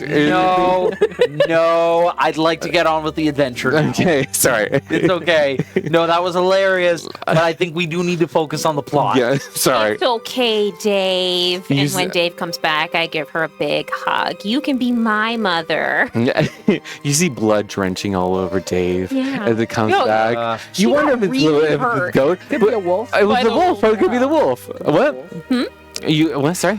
You see the blood dripping off Yeah. of Dave as it like nuzzles up Yeah, to Dave you. got really hurt by the big wolf. Yeah. Dave's only It got could be one. the wolf or the baby goat. Yeah, We don't maybe. know. Anyway, Senor Mayor, He looks like he's, as you all dealing with the baby goat and having your own like little situation. He is like Yeah. talking to, he's emphatically talking to Lord Druskenvald. It's such a pleasure, of course, and we have a home setting up for you up on the hill, of course, and we were all out to have you there as well. It's been such an honor to have you stay with us here in Druskenvald, in the Wheeler Hall. But then he all notices you, and of course I would love to. He sees you coming up, and like, I need to talk to you in private to deal with some things with you in legal allegations, if you wouldn't mind. I'm so sorry, Lady Adele, of course, but it'll just be a moment. I'll take your husband to deal with some paperwork and such like that. And Adele kind of goes and looks. She's been standing next to Philip this whole time, and kind of just looks up to Phil, like, just kind of sighs and like, all right, just stay up here with our new friends, of course. Don't be long. Yeah. It's like, and he's like, oh, sweet sugar, I'll never be long. Don't worry. Take care. I'll grab this quick, and we'll have it settled. All right. And he, as she kind of like pouts a little bit, he lifts up her chin and gives her a little peck on the lips and stuff. Don't worry, I'll be right back. As he gets shoveled off into the mayor's office with Mr. Wendell Somerton, as you're here with Adele, and as it's like, oh, hi, did you all figure out the thing with the goat? The goat is doing whatever goats. Didn't want a mother. I was blocking about years. That goat was screaming up something wild. Oh my gosh. I think it's probably been traumatized for life. I mean, I love animals, but sometimes I just let them live, because, oh gosh, Well, jeez. Date is it? It's covered in blood. Oh my gosh. Oh. Well, seeing as your husband, I think, is speaking with the mayor about some important matters, is there somewhere in town that you would recommend we go to freshen up, get a drink? I don't know. I think we should wait for Philip. I'm sure it'd be not that long. All right, we can stay here. Of course, yeah. Is there anything like a bench nearby or a picnic table? All the dead. She like pulled up her boa that she has. You look. Roll me a perception check, all of you, to look around. That is a 22. 22. 13. I got a 15. 15. Nice. What was your 13? Start eating a wolf. 13. 13, 15. You're able to see. You see the what looks to be the statue over in the distance. In the center of the Founder's Round, you see a 10-foot tall granite statue, slightly askew, but you see a plaque with a plinth on the plinth that says "Our Village Founder," but there's no name. Everything's worn out, and you see the statue is featureless. You see the details of the statue's face and body have been weathered away. And you don't know exactly who it is. Let me share. There is a picture I should share. Don't mind me as I freaking fudge things up. I'm a messy hooker. Don't mind me just being messy hooker. Why won't you play? Show picture. Okay, sorry. Anyways, you see a picture. You see a beautiful picture of So beautiful. He has a cane and he has a top hat. That's all I can tell you right now. He has a cane. Oh, there it is. I'm gonna show players. There we go. You can see it on the thing. Ooh. You see with a top hat and a cane. His features weathered down, and with a 21. 22.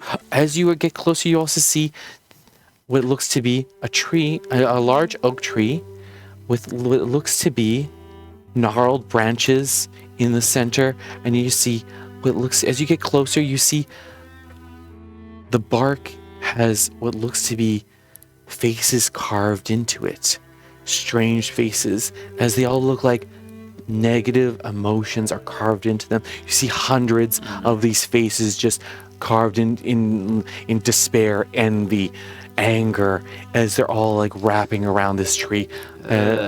As you see this tree and the blood that you from the wolf that you stabbed into it as seeps into one of the faces, and it looks like it's crying. As you look around, and with your 22 perception check, you look around, you see the blood that's been drained from these wolves all scattered around you, the intestines everywhere. It looks like there's wet puddles. But as you look around with the 22, you notice like the puddles are disappearing slowly, a lot faster than you would normally think that things would evaporate, as if the ground is sucking up the blood. Yeah, the ground that's near the giant tree. You see the ground everywhere is surrounds the tree is sucking up all the trees as it drains. It's, oh gosh, it's a little bit chilly. Oh. Does anybody else notice the possibly evil tree that's sucking up the blood from the wolves? Oh, come on. It's possibly evil. Look, it's never nice to call someone evil. Look at the ground. Okay? This is what happens when you water plants. It goes into the soil and it gets into their roots. Do you see a single happy face on this tree? And sometimes there's some dark things, and maybe, I don't know what the area, but maybe if it doesn't get much rain, it really needs the... Oh, right, it really needs blood. That is the one thing that all plants could really use more of. Mm-hmm. Absolutely. It's what plants crave. She looks up in the sky like, oh, look, and you see it, the weather seems to be changing. You see a little light drizzle places on her cheek as you see a raindrop falls on her cheek. Oh, look, like, it looks like it might be raining soon. Is there a tavern nearby or anything, anywhere we can go inside? I guess so. I think so. But I'm gonna wait out for Pilly. If you don't mind, I'll pull up the map. As you pull up the map from your pack, you see the locations in Druskenvald, in a little old. As you pull up the map, you see Philip comes out from the building. You see as Wendell comes out. Very good. Why, incredible! You see Philip comes out just like he's come out of a 10-hour Zoom meeting. Absolutely emotionally drained by this man. Just this guy's just a leech. Just sucking them dry and stuff as he goes. Oh my good man, it's such a good... I'm so glad to have you here, and the people will be ecstatic, absolutely. Case. Wait, but you all must have some rest. As Philip comes up to Adele and like, oh, yes, we need a little bit of rest, and if you kindly show us to our new manor, if you wouldn't mind, of course. That would be absolutely incredible. Like, you'll send for a carriage, I'm sure, right? Wendell goes, carriage, my goodness, my carriage, of course, we don't. It's just up on the hill, though. I can take you there, of course, myself, and make sure you are greeted by our gracious, people, caretakers that I've put in place. The Jenkins will be taking care of you there, and it is quite lovely indeed. I'll take your baggage. As Philip goes, yeah, my briefcase. I don't have my briefcase, but I'm sure you'll send for our stuff in the crash site. Oh, the crash. Of course, you were telling me just about that. I slipped my mind, of course. I'll send the constable and everyone to fetch them, of course, at first light of what is it? The time? His first light is called the... Dusk hour? The dusk hour is usually daytime when the light changes in Druskenvald. And I'll have them sent over to pick up the packages and make sure everything's right for you. As you guys, yes, I'm like, all right. Is Philip kind of just like he's pinching his forehead? Yeah. Okay. Yeah. Yeah. He hands his briefcase and like, I'm sorry, folks. I'll have to leave you with as he as the mayor has told me, of course our place isn't good enough. The place isn't ready for all of you to join us.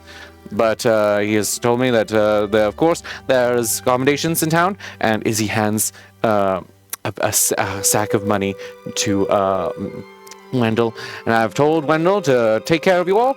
Of course, the location is the Green Queen Inn. It's like, yes, of course, it is a fine establishment, and I'm sure you all love it. The Green Queen Inn, of course, is a local establishment that will take care of you. I've heard you've saved our Lord Druskenvald.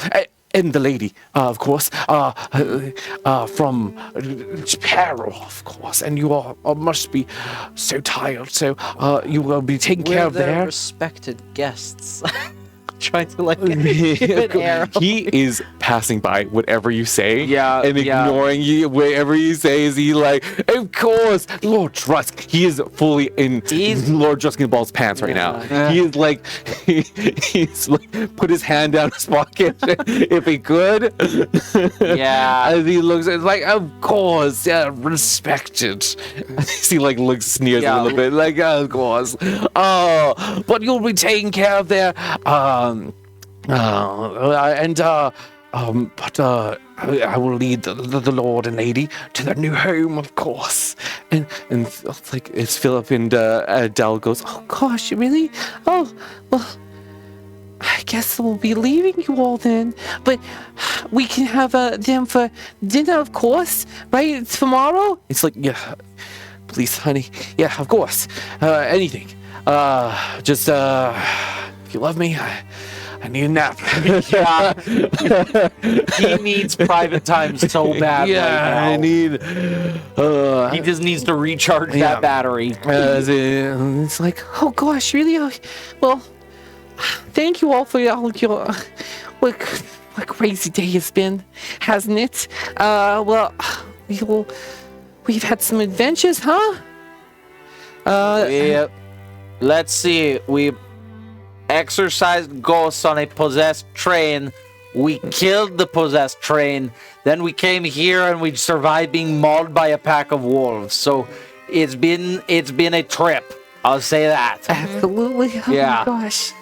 Oh, it's good. And she gives each one of you a big hug. She goes, Fernando. She's like, oh my god, I can't trust you with the dice box. I am such a klutz with the dice. Lo siento, dice. Here. You're bones sometimes. Yes, sometimes I'm all fingers. Oh my goodness. Well, anyway. As you get your fingers get caught into some of her fringe, and you're like, you know what? Oh, sorry. I go wide, you go in. Okay, there we go. Oh, Adele, it has been a pleasure. Of course, it's so nice to meet you all. And Mori, thank you so much for all of your help. But we'll see you tomorrow for dinner, of course. Oh, Folly. She gives you, Mori, a hug. I do a side hug because I'm worried about the shit on my coat. We're going. I'm guessing at the inn they probably have somebody who could wash that for you. They better. She pats you like, oh, don't you worry, everything can be dry cleaned. Just brush off. She like doesn't. She's not bothered. She dusts you off and stuff, and she notices that you are uncomfortable by the thing, and she's like, oh, don't worry. She pats you off and she like dusts you off, not bothered by getting dirt on her like. You see these beautiful like gloves and stuff that she has on. She's like, nothing at all. What you did was really heroic. Oh, she's a good egg. And she like looks down at you, Folly. Thank you so much, Folly. Oh, well, of course. And Folly gives her a hug. And then it's like, and of course you're going to hug Mother Dave. And this blood-soaked panther. Well, Weasel Dave, I can't forget Weasel Dave, too, of course. As she goes into your innards and she pulls out Weasel Dave and gives you a little kiss. Oh, Should Weasel Dave go with you? no, I think Where has Weasel Dave been around your neck, or has he been literally inside of you? Yeah? Yeah. Has he been going into your open wound and playing with your cotton like a ferret in a box of packing peanuts? Yeah, 100%. yeah. You hear like a squeak squeak. It's like, it's like, oh, Dave's inside my squeaker. Dave, get that out of your mouth. That's not yours. I think, and she gives Dave a little kisses and stuff. But like, you take care, but Dave's got to take care of you. I got big old Phil to take care of me, you know. Aw. You know what I mean? Strange parting. And then she gives like kisses to Dave, To Mother Dave, the big and the terrifying tiger, and I was like, and it kind of smiles, and then just like the innards, as it starts to look. You look at Dave. This has been like eating some of the wolves. Oh yeah, she's around. been eating the wolves this whole time. Yeah. She's been munching. Oh, good Dave. As she pets the Dave, and like, oh, this is a sweet kitty. As the Dave goes, oh, just vibrates and purrs with the thing as Adele finds that perfect purr spot. You should also get the butchers and the tanners to take care of these. Wolf skins are good for keeping out the cold. Wendell is struggling with the suitcase. His weak little. He looks. There's you look at Adele. She's like a 5'2". Yeah. This guy is like attempting to look like a 5'3". You see, he has. Roll all of you insight checks. Are we rolling insight to see if he's wearing lifts or not? Is he Tom Cruising it? Yes, he's Tom Cruising it, absolutely. And he is so wide and stuff. So you see this, like, what do you all get? 17. Seven. He's taller than you. He's taller than me. He looks important. Yeah. He looks like he means business. When you get I got a 2. They all look the same to me. look important, money. You see money, Money, dollar sign. Exactly. 17. If he didn't have the lifts, would he be 4'11" and 3/4? Yeah, you see the pointiest of shoes, the biggest of lifts. Yeah. You see, he would be shorter than Adele. Yeah. And he's just a wide, stout man. And he's looking at Phil, who's a tall man. He's like almost your height. Yeah. And he's like tall, 6'2". And he's trying to look impressive as he's trying out his chest and trying to look as tall as possible. And he's trying to be strong with his briefcase full of stuff. As he's like, oh, yes, of course, we will take care of everything here. Don't you worry. We have someone to clean the common areas, the found. This is the founder's round for it, if you wish to know. Would I be correct in assuming, and I point at the statue, that is the founder of the town? Yes. Rumor has it. This guy's been waiting for It's finally that you ask him something that he's like knowledgeable about. He's like, rumor, like this is the one instance that he notices that you are paying attention. He's paying attention to you. I indulge him. And he's like, rumor has it, my family line is part of the founders. I am from the founders line, of course. You don't say. I do say. But just rumor has it. No, you shouldn't listen to all rumors. But he like brushes his balding hair as he like. The resemblance is uncanny. Absolutely, I say that to my wife every single day. Meanwhile, we look back at the statue. It was made to scale, and the whole guy is like 7 feet tall. But I was, oh gosh, I mean, this package is not difficult at all. But right this way, but you take good care of yourselves, and thank you for your service to the Lord Druskenvald. Oh gosh, I'm here with him. He's shell shocked as he's padding along. You see he's like waddling a little bit. He's struggling with this like regular size suitcase, briefcase.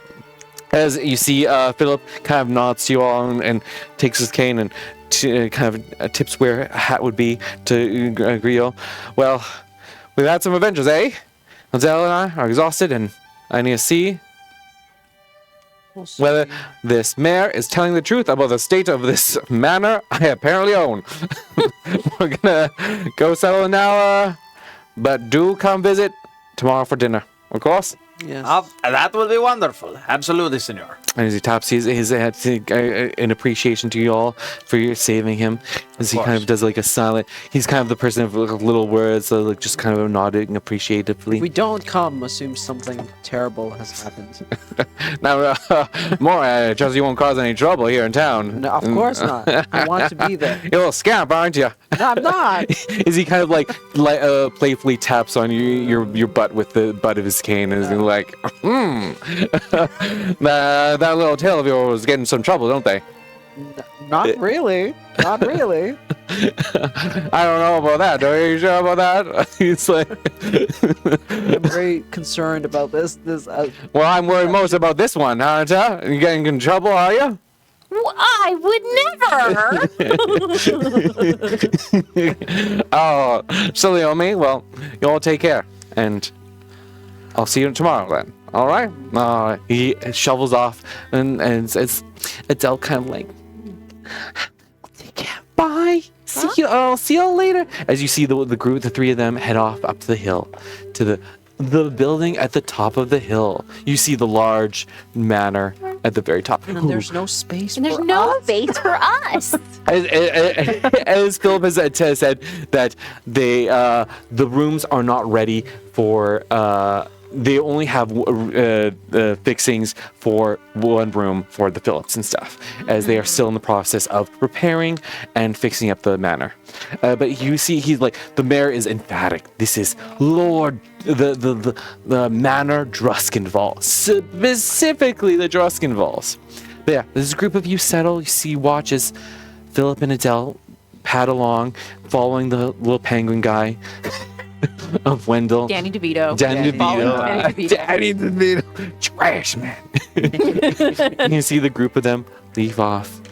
Where do you head to? You see, as they mentioned before, the Green Queen Inn is, you see a sign stating Green Queen Inn right over on the other side to the south of the tree.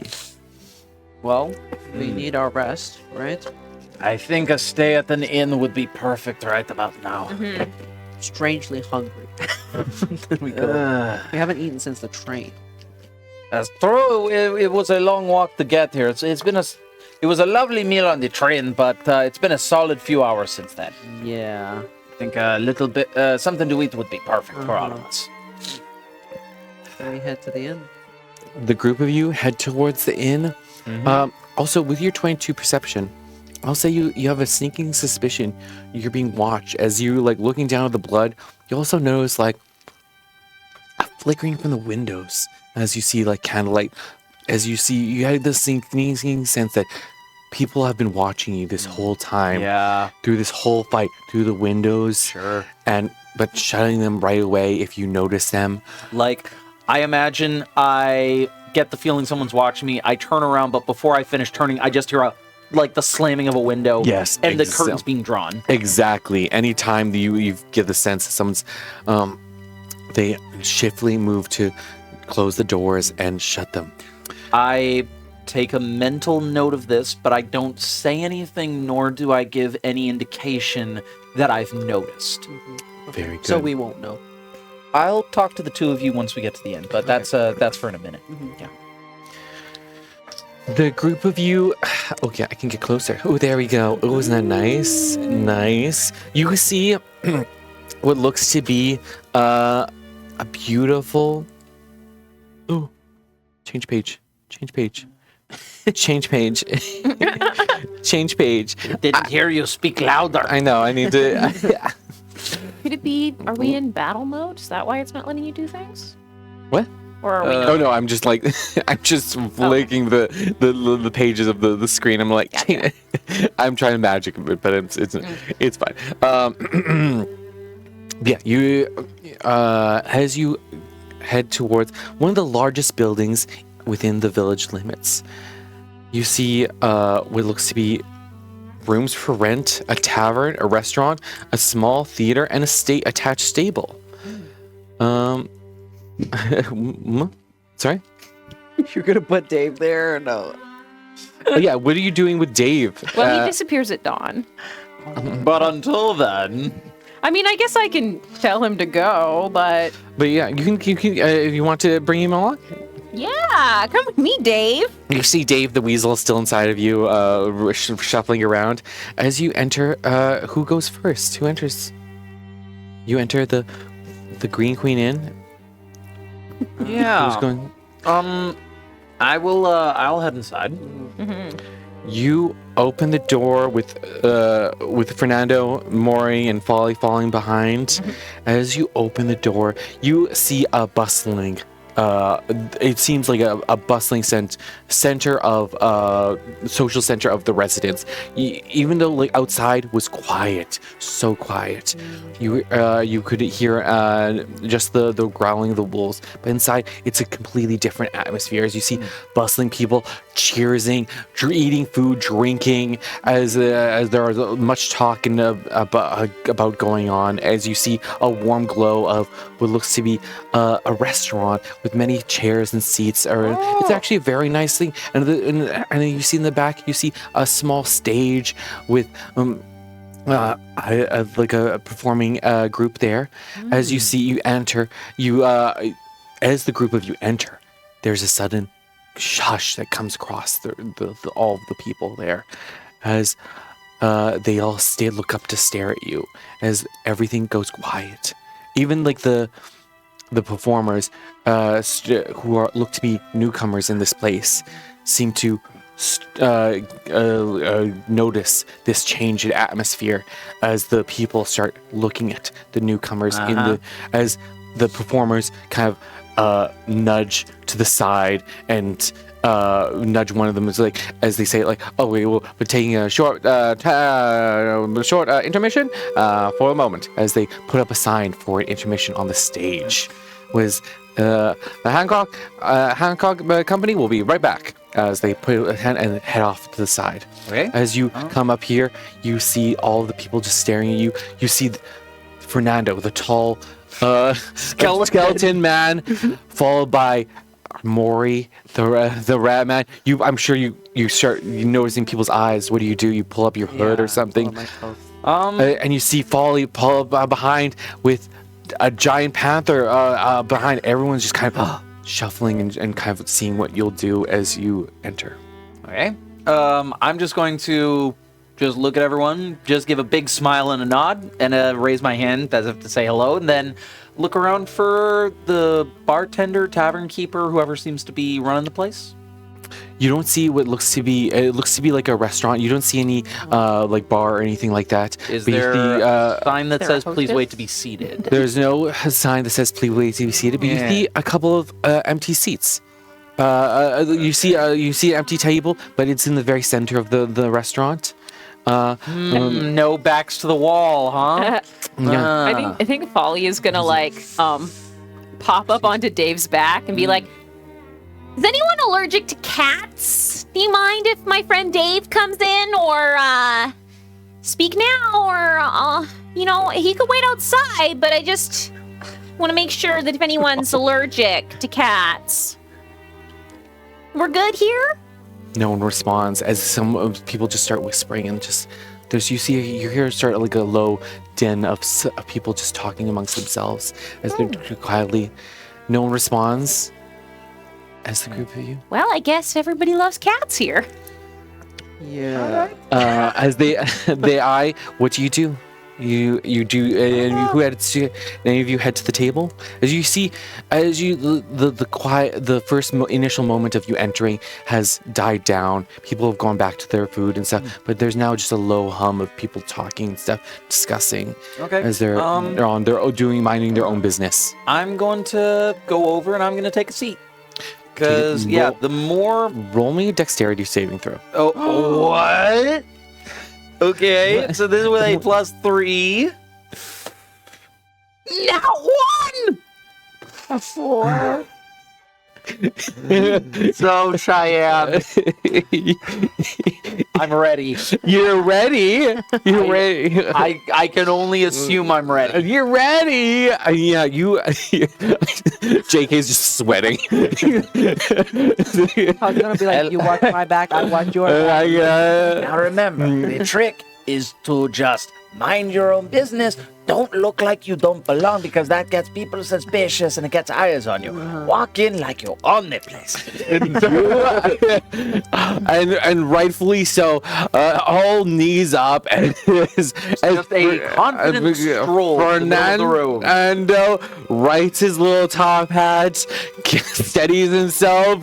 Bones are not shaking, but unfortunately, you can't stop yourself from shaking, as you are actually really nervous. You hear the bones shaking of Fernando's knees, as he might be a little bit Like, thinking, I'm seeing more and more people just staring at me as I walk past them, and it's starting to get to me just a little bit. But actually, it's not. I shouldn't be saying that. No, you have high wisdom. You're steady.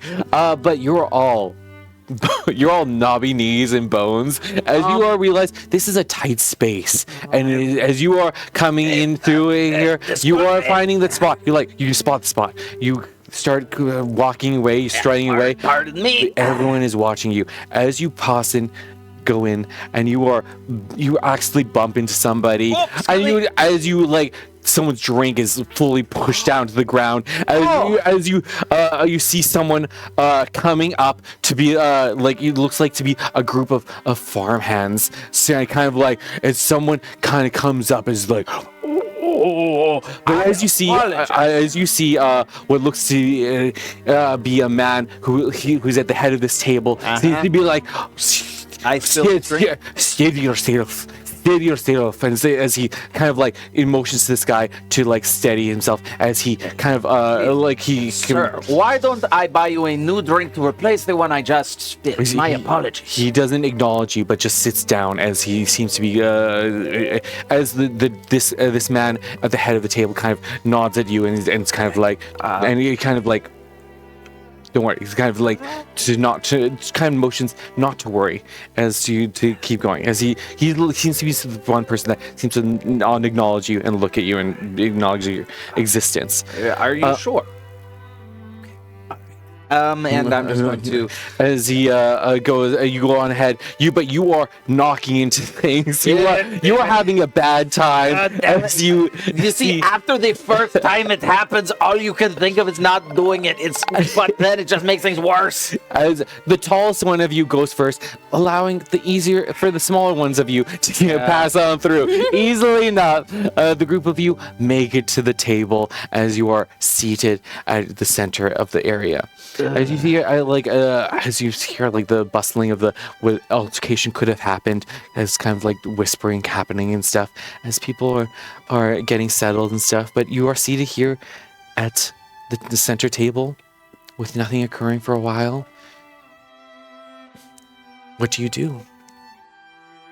I want to look around and see how people order food here. Does somebody come around and is it table service or is there a bar we have to go up to? Yeah. As you roll me a perception check. Not great. 11. 15. 15. Yeah, 9 plus 6. With the 11, you see like people moving around, and you're trying to figure out who's server and who's not. You're not too entirely sure. You're like trying to spot everything. I don't think anyone has a uniform here. But more, you're able to notice. I think you're a little shaken by your own altercation. You could have had a. I'm really making sure that there's elbow room between us and the next table. Yeah. But with Mori, with your perception, you're able to, looking around, you do see there's a waitress and a couple of waitstaff that are like coming around and presenting food to people and stuff, and like people are whispering to them and going up to them and ordering food and stuff. As that seems to be going around, as people are moving around and shuffling about. But with your 15, you would be able to see what looks to be someone in the very back and stuff. A woman kind of standing up, looking very refined, as you see a woman with brown hair curled up beautifully into a huge hat covered with bows, and you see ruffles all over her as she kind of like looks to be having an air of authority here, as she looking over the whole restaurant, as she seems to be overseeing things, as she looks to be standing and looking from the side. But that's all you see for now. But you see waitstaff around. You will see that there's waitstaff with some aprons on. They're bringing in food and drink for people. Well, then I will try to hail one of them down, but I'll do it with my covered somewhat and lifting like a humble. What do you say? I want to make eye contact, but I also don't want to scare them. Are you making eye contact with her? I think no. Wait staff first. Yes. Yeah. Get food. Yeah. You. What do you say? Do you try to like? I try to say excuse me. You seem to the sound of the conversation in the area seems to have been picked up to another level where it seems to be your excuse me. So it just doesn't hurt. You have to say something a little bit louder. I'm trying to not to get people to immediately see us as a threat. I'm gonna just open up my coin purse, take out a couple of coppers, and just start counting them on the table. Just tink, tink, tink, tink. And then if a waitstaff comes by, I'm just going to smile, raise a hand. Hola, do you have a moment, please? It's one of the farmhands. Oh, my apologies. Sorry. I point out that With your 11, you can't spot the waitstaff anymore. You're like the fireman's like, Oh, my apologies. Enjoy your drink. It's the same waitstaff he's picking up his drink that I look away from him, but I get the feeling he's just staring at me for a solid 20 seconds. Tough crowd. What do you say to get the attention? I copy Fernando. I take several copper coins out. Yeah, and then I do the exact same thing. But I know who the waitstaff are, so I try to say that, and I even say hola. Yeah, roll me a persuasion check with advantage because you're getting. I'm gonna give you Fernando's help. Okay, thank you. Remember, direct eye contact. Oh, that was bad. 12. Lots of guidance on there. Yeah. 4. What are you saying to guide?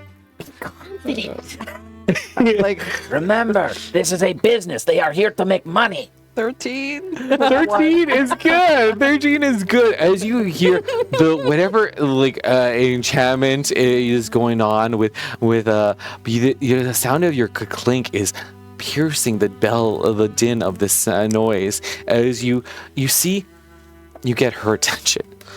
But she looks at one of the staff and she points to staff and she commands one of the staff to come up to her. The staff are all listening to her as to one of them. You see a situation happening as one of the wait staff comes up to her and kind of starts talking. They're in a hushed conversation. She goes as the wait staff goes, no, I can't. And it seems like a heated conversation as. And she's it seems like, and she's the girl is shaking. So she goes, and then and she nods, and then she goes, as finally the waitstaff, this young woman comes up to you in a lovely green apron and dress, covered with oak leaves on it. As you see a beautiful woman come up to you guys with her name. Sorry. As she comes in, hello, good evening. Hola, señorita. How's your day been today? Lovely, and welcome to the Green Queen Inn. It's a pleasure to serve you. My name is Matilda, and how may I serve you? We have a lovely. You see that he's listing, just going through it. He's just reading the script. He's reading a script opera. We have a lovely ale on tap for any of your, if you wish, and we have a number of libations if you desire, of course. May I ask what the kitchen is serving on the menu today? Of course, the special is a lamb shank with sorry. Like, does she take out a notepad and read it at one point? It's my birthday. Don't piss off the client. Sorry, no. The special today is a lamb shank with mashed potatoes. Oh, lovely. A lovely diced chalet served with seared vegetables in truffle oil. Oh. Or there's the soup option of a lamb soup with dumpling, a lamb and dumpling stew served in your choice of a bowl or bread bowl. There's also a number of ciders from locally sourced local orchards, if you wish. What can I get started for you? I will take a bowl of the lamb stew in a bread bowl, please, as well as a pint of the ale that you mentioned. A pint of ale. The lamb is stew and lamb shank are 5 copper pieces, of course. Of course. One stew, and it'll be 1 copper piece for the ale, so 6 in total. Of course, my dear. Here you are. And can I get anything for the rest of you? Well, I will simply feast on the atmosphere of this lovely establishment. That's so lovely. Thank you. I'm sure I will let management know that you are enjoying the atmosphere here. I will let them know that you are taking up a chair and not purchasing anything from our establishment. Yeah. We also have some oils for Threadborne if you are desire, of course. Oils. Yes. Joint oils. Stuffing if you require it. I could use a little stuffing, actually. Yes, stuffing. The regular Threadborne stuffing, of course, not mashed potato stuffing. No. Of course. Apologies. And for you, sir? Do you have cheese? Oh, no, I'm sorry. We don't have cheese. You were She was watching him, just wondering if he was going to ask. Of course not, sir. What can I get for you? I can get you any wines or beverages you wish to get started, of course. Sure. Yeah. I'll also get an ale. An ale 1 copper piece. Yeah. The tap ale. Sure. Of course, sir.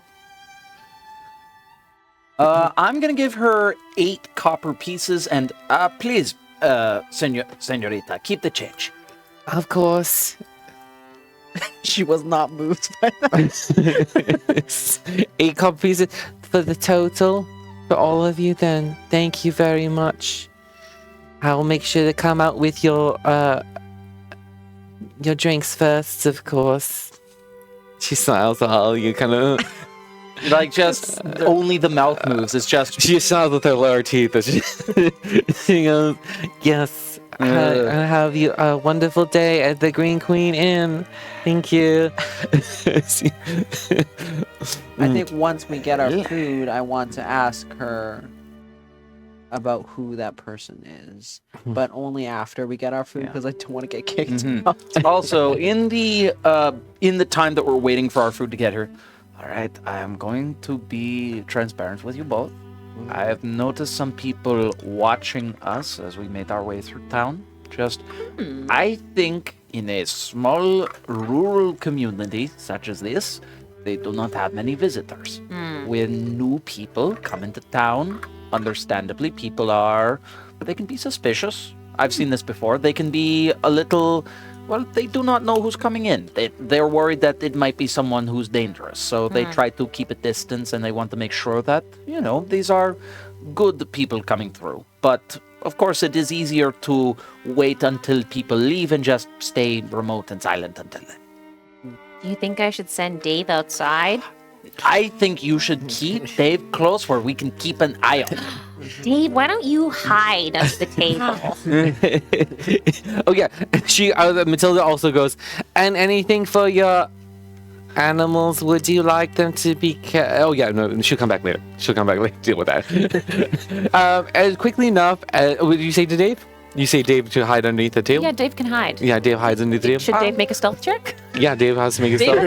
has a +7 to stealth. They also entered with you, so everyone has seen them. Right, but Dave has a +7 to stealth. So they might hide under a different table. Who knows? No, that's not great. That's 9 total.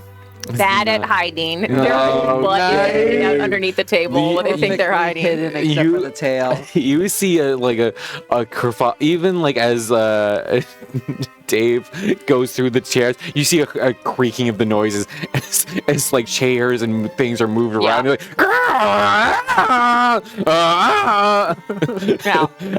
everyone just like still like turns around. Don't worry, Dave's eaten already. The drinks are brought over to you quickly enough as Matilda comes over and brings you. Do you require stuffing or oil or just stuffing? Stuffing. Stuffing. Pull out a big thread, and I just start like, one copper piece. of course. And then she presents you with all the two large ales, and she goes and presents you with. Also, this is. I'm sorry for any disturbances. This, as I've been told, you'll be staying with us at the Green Queen Inn. Yes. Thank you for your patronage. Of course. Of course. And here is your keys. We have. I was going to ask if you would like either 3. Rooms or a single room together? I'm happy for whatever accommodation you both prefer. I mean, Mori immediately wants a room for himself, but he also knows it's kind of. I think one room together would be very appreciated. We'll have our finest suite prepared for you, and of course, a hot bath and what is it? What time is it? The daytime is. At dusk hour, there is hot breakfast and a hot bath prepared. That is free of charge, of course. With every morning, and we will prepare your best suite with 3 beds. I'm assuming. Yes. Of course. We'll have our best suite prepared for you. Do you have a dry cleaners?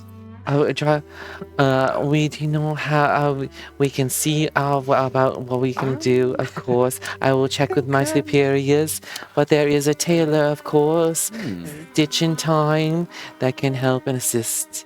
Yes, of course. I think a large pail with some hot water would be appreciated at the very least, just to soak some dirty clothes in. Absolutely, sir. I will make sure that that is kept in you are paid out for the rest of the week for the room. A full week. Yes. Wow. But otherwise, our suite will be 1 gold piece per day.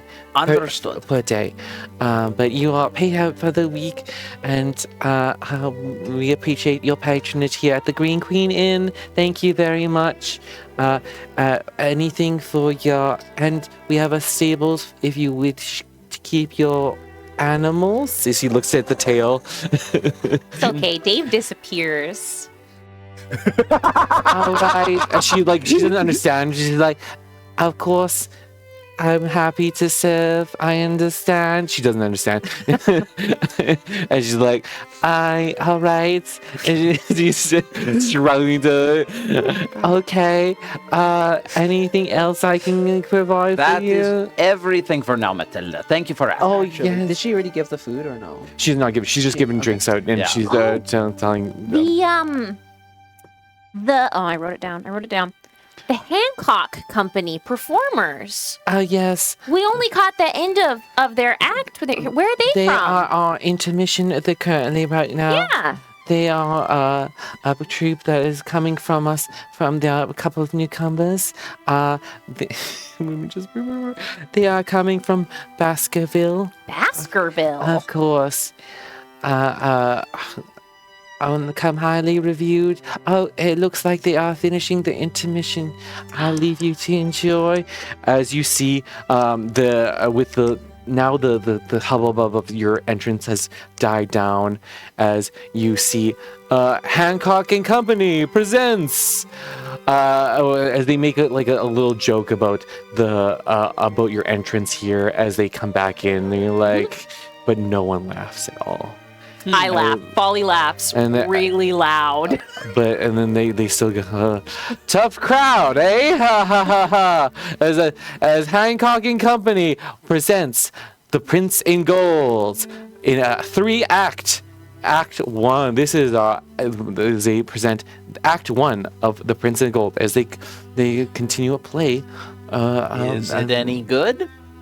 It is a very good play, as they are very accomplished actors, but it seems to be like a bit of a dramatic play, as they go through a very interesting play. You see a group of what looks to be a group of performers, and you see a young teenager, probably 16, just shuffling around as they are the stagehand and bringing in props necessary for different parts of the play, but they are fully engrossed in the act, as you see.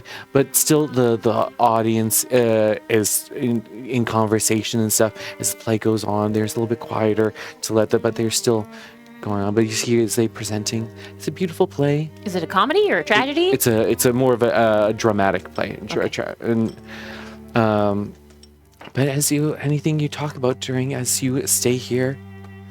Your food is then brought out and presented as you are brought all the necessary things. They bring a bowl of milk for Dave, and they bring you a key. As you look at they present you with a brass key, as whoever is one key for you all, of course. Thank you. I hope you enjoy your stay. As you look at the key, it looks to be a brass key with vines growing around it, and you see like a tree, and you see what looks to be at the very top a little bunny, but what looks to be the tree is actually antlers growing from the bunny's head. As you'll be staying in this room, and please enjoy your stay. Thank you very much, and enjoy your meals. As she presents your meals, a beautiful aroma is wafting over as you got the stew, and you got no food, right? Yeah, I just got an ale. And did you want anything? Have you changed your mind? No, I'm good. I'll wait on it. Of course, as she presents also a bread basket, as she assumes that you all are just gonna mooch off the bread. And complimentary bread for the table, of course. Enjoy. She kind of like does like Her smile is scary to me. all right. And she does like the lower smile. Have a lovely time. As she goes on to her job and stuff. What do you group have you talked about? I mean, I think presented with a nice like basket full of stuffing, Folly just pulls out a needle and thread and just starts like filling some things in and sewing it out, and then being like, reaching in and grabbing Dave and pulling Dave the Weasel out. So Oh, Dave. don't want to sew you up in there. Or do I? I will hold Dave while you take care of that. Perfect. Okay. And then the panther climbs into your lap. So the chair is straining. It's a medium-sized beast. It's not large. It's medium, technically. I mean, it's a panther. As it curls up in yourself. And Hello, Dave. Good kitty. There we go. And that is when my food comes. So I'm just eating my stew around the panther. Yeah. And then you see did you get the bread bowl, or did you get the bread I got bowl? the bread bowl with lamb. So if Dave tries to, okay, Dave, the tongue just Dave, pops up. Yeah. Dave, no, I mean, Dave looks at you. with a little. It's like I am very hungry, and Dave already has a bowl of milk under the table. Yeah, Dave, you have eat your milk. I think you're scampering as Dave goes up to the milk. Thank you, Folly. Okay, here we go. Alright. But the reason that I asked for a single room for the three of us as opposed to three separate rooms is we do not know who is in this village. Given the reception, I think it is just good to be safe. That is all. And I hope we're not actually staying for a whole week. That is another subject. Now that we are here, we are off the Coastlight Express. What are your businesses from here? I know that the both of you may have your own goals. What, is there any pressing matter that either of you are going to be doing soon? Well, for me, not really. Mostly that I want to get back to Philip and Adele. True, talking to the Lord and his wife would be a good idea. They have a lot of influence even here. So they feel like a safe crowd to be around. Well, I'm a bit of a traveler myself, mostly just going from place to place, offering my services as a servant of the Raven Queen. I have no real aspirations at the moment, so I'm happy to stay in town for a little bit if both of you are amenable to that. Yeah, I mean, I guess I've never not had an agenda. You know, I've been around a lot, but we always had the next gig to get to. I never really decided myself where we were gonna stay or when we were gonna leave.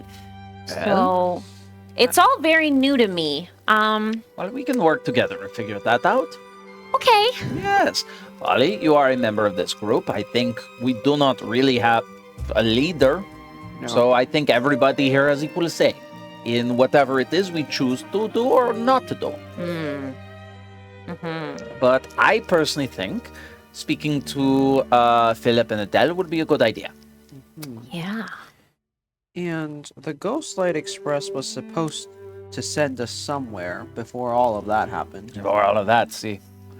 So wherever that goes, seems like a good ending. Let's wait until it returns, but until then, let's, I suppose, staying in town and speaking to those two would be a good idea. Yeah. And for Getting now, the shit off my coat. that too, yes, that's why I asked for the pail. Hopefully they will leave some soap as well. Yeah. So for now, let's enjoy our evening, clean ourselves up, and get some much-deserved rest. But as Matilda also comes up to you and is like, yes, we can offer, of course, a laundering service if you require. Yes. That will be an extra charge, though, of 1 silver piece. Okay. If you are amenable to it. Yes. You may leave, there is going to be a hanger for laundered items in your rooms, of course. You will take care of it?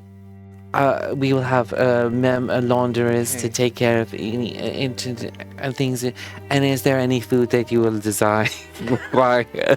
Can there be cheese in the morning? I will let management know, of course. Thank you very much for your patronage to the Green Queen Inn. The most annoying customer. Yeah. You only eat peas? No, it's just we saw like the whole lamb thing kind of was a little bit strange, so I don't have a craving for lamb at the moment. Interesting. Okay. But cheese is preferred. But Yeah. I do eat like half the bread bowl. You have Not your bread bowl. the but like a basket the of bread. complimentary bread. You're like, free bread? I'll take it. Yeah. If it's offered, yes. I am a rat. I'm a rat. Yeah, I'm guessing Matilda just looks at the empty bread Yeah, bowl. she the kind of bread- eyes you, and She's just, she just turns around without saying anything and yeah, walks she goes away. like, "I'm so glad you enjoyed the bread, of course." Yeah. And is there anything you do while you wait here? mean, we're watching the show probably, right? Yep. Yeah. I do want to ask about that other person, maybe after we finish eating. Yeah. I The think, other person? Oh, the woman that was like giving her orders. Yeah, I and want to stuff. know who Like, she is. Yeah, you see, this restaurant tavern seems to be like a hub of different varying wealth and stuff. It seems like a very nice establishment, as it caters to like eating farmhands and stuff who seem to be enjoying it at different budgets and stuff. But even like the high class seems to be enjoying this tavern, as it seems to be a very well and put together restaurant. Could I get a sense of if there are any people of note in this tavern tonight, like folks either in the community or, people like that, woman who's giving out orders from earlier, just get an idea of, who the movers and the shakers might be? The movers and the shakers and stuff. Well, like there seems to be a variety of different like classes and stuff, and you would notice the outsiders. More than More often than not, you would see people that are being ostracized by similar to you, as you see people kind of avoid eye contact with certain people. Okay. You see in one corner of the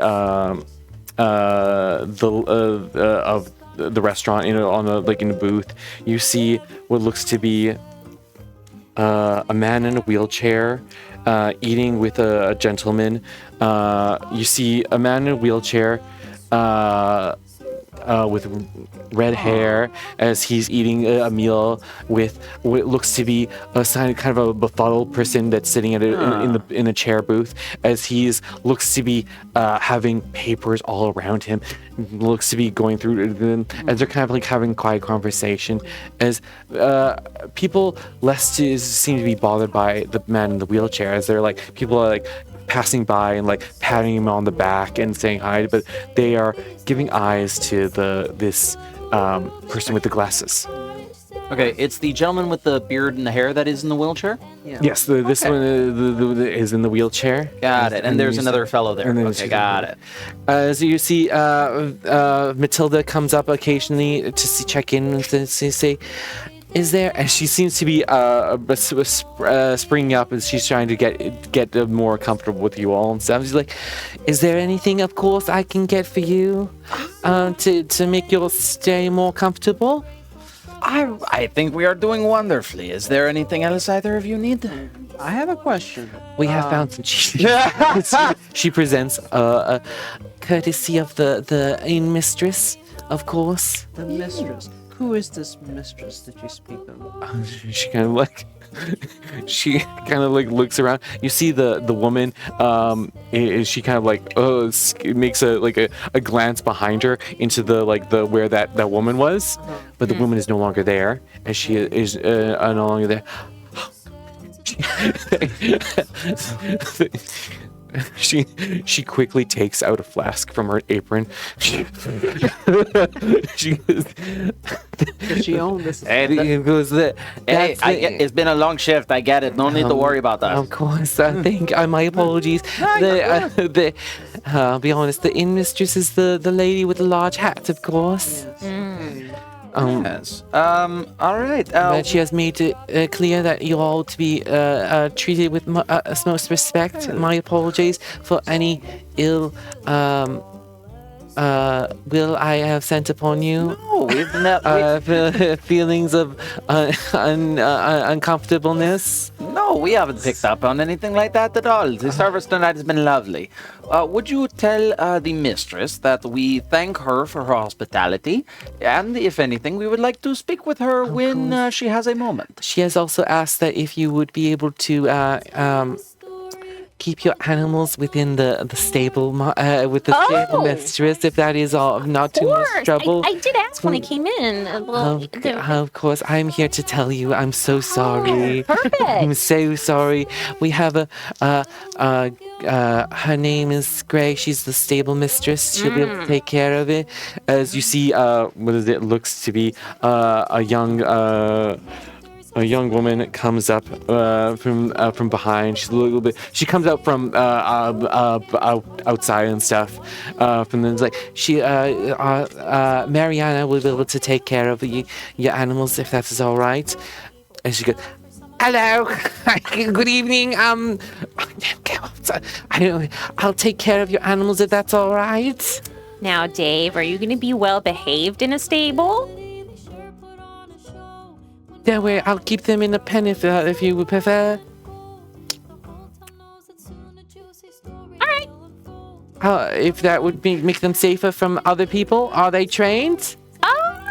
Give me a second. Is she like? Let's take a look at what Bag of Tricks says. I want to know what happens if they go away from you. Can you make an Friendly? animal handling check on Dave's behalf to see how well trained he So is? Dave is going to disappear at dawn. But Both there's of a Dave's. So I'm wondering if there's a long time until dawn. can I You can dismiss them? You can give them a command and stuff if you want, or dismiss them if you want. If you want to dismiss them, Yeah, Can like they I'm go, wondering, can they go are back they in like the Dave bag? you can just pull them in, squeeze them, pull them back in the bag if you want. Whatever, however you want to do it. But yeah, you see, what is it? Mariana is a spry. Oh, she's a spry, muscular woman with short black hair. She seems to be very shy, but she looks at Dave and she's like very friendly, like, hello, Dave. What a strange name for a cat. she's a good kitty? I think though, I think Dave's had a lot of excitement today. She very nearly became a mother. Next time, and I think maybe rather than set her loose in a stable that might have horses, it would probably be a good idea for Dave to just come back to Dave. And I pull over. She's like, Come here, Dave. Come here, kitty. Oh, that's cute. Come here. Just. And then as you saw it, as the ball of fur kind of shrinks in and goes into your hand, and oh, wow, that's Other Dave.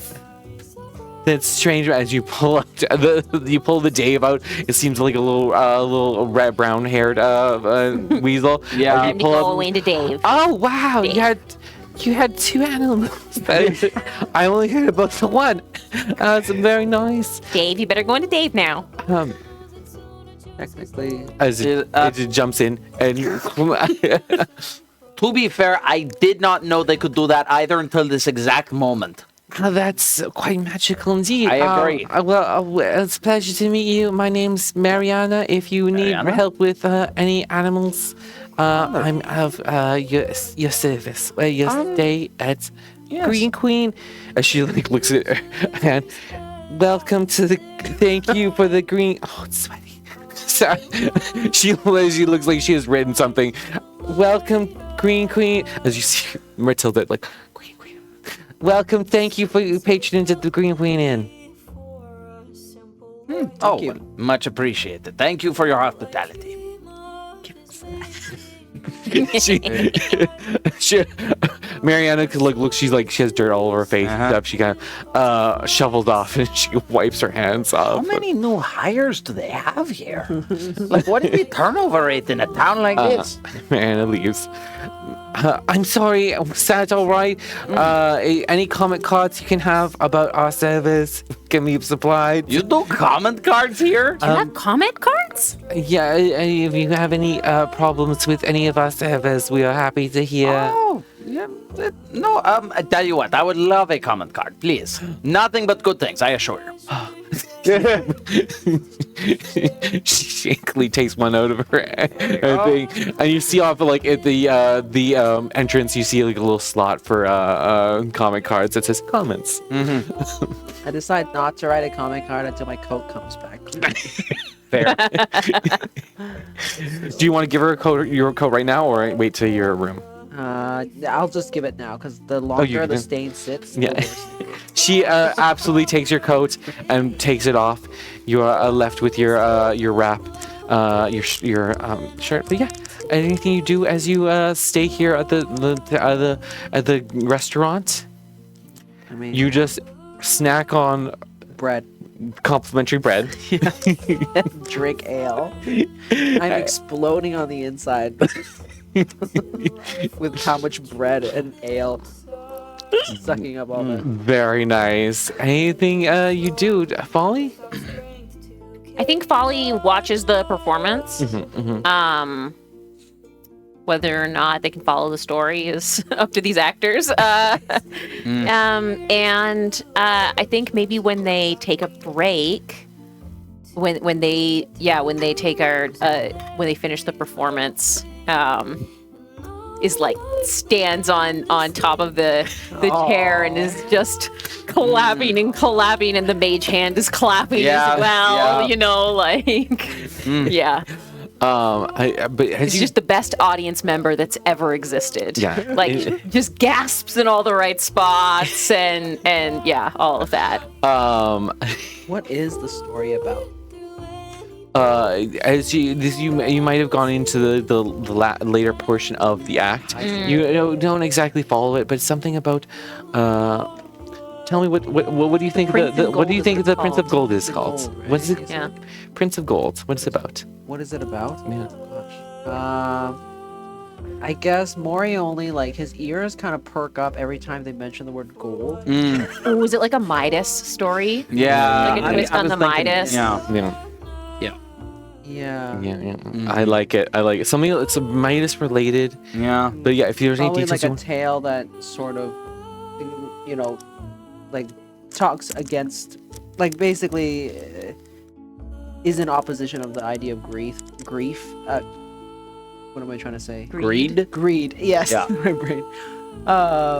So yeah, like the Midas story in that sense, which he tunes in and out of because that's not really what he wants to hear. But. He doesn't want to hear about the actual bad stuff about gold. Yeah, but anytime you hear gold, you're like, he was rich. Yeah. I Rich. turn back and then I turn away. You're like convinced that the character is doing really, really well. Yeah. It's like, Nice. right, but didn't you see? He ruined his relationship with his family and Right. his best friend, who they were clearly setting up as the love interest. You're right. He betrayed them for greed. Oh. Yes, he chose money over everything else, but by the end of the story, he was miserable because money was all that he had. Well, to each their own. Every life is different. And then I just drink more ale. you gonna drown your sorrows in ale. Hits a little bit too close. So you have a little disagreement, but as you continue with your clapping, you get and you even bring out your mage hand, which kind of gets people aghast as people Not enough people were clapping with me. I needed a second set of hands. as people look at the situation that you're doing is, but they kind of they don't really mention it, but you feel they get quieter and stuff as you end up being the only one clapping at the end, as people get uncomfortable with how boisterous you are. And so, but you see it quiet as but people just whispering out here and there, as Folly does something more. I try to awkwardly help out and I clean my two nails together. You're a little clacking, Yeah. but the group of you, as the group, that was Hancock and Company. Thank you for the Act 1 of Prince and Gold. And thank you all. You've been a lovely audience. 1 audience, 2 audience, 3 audience.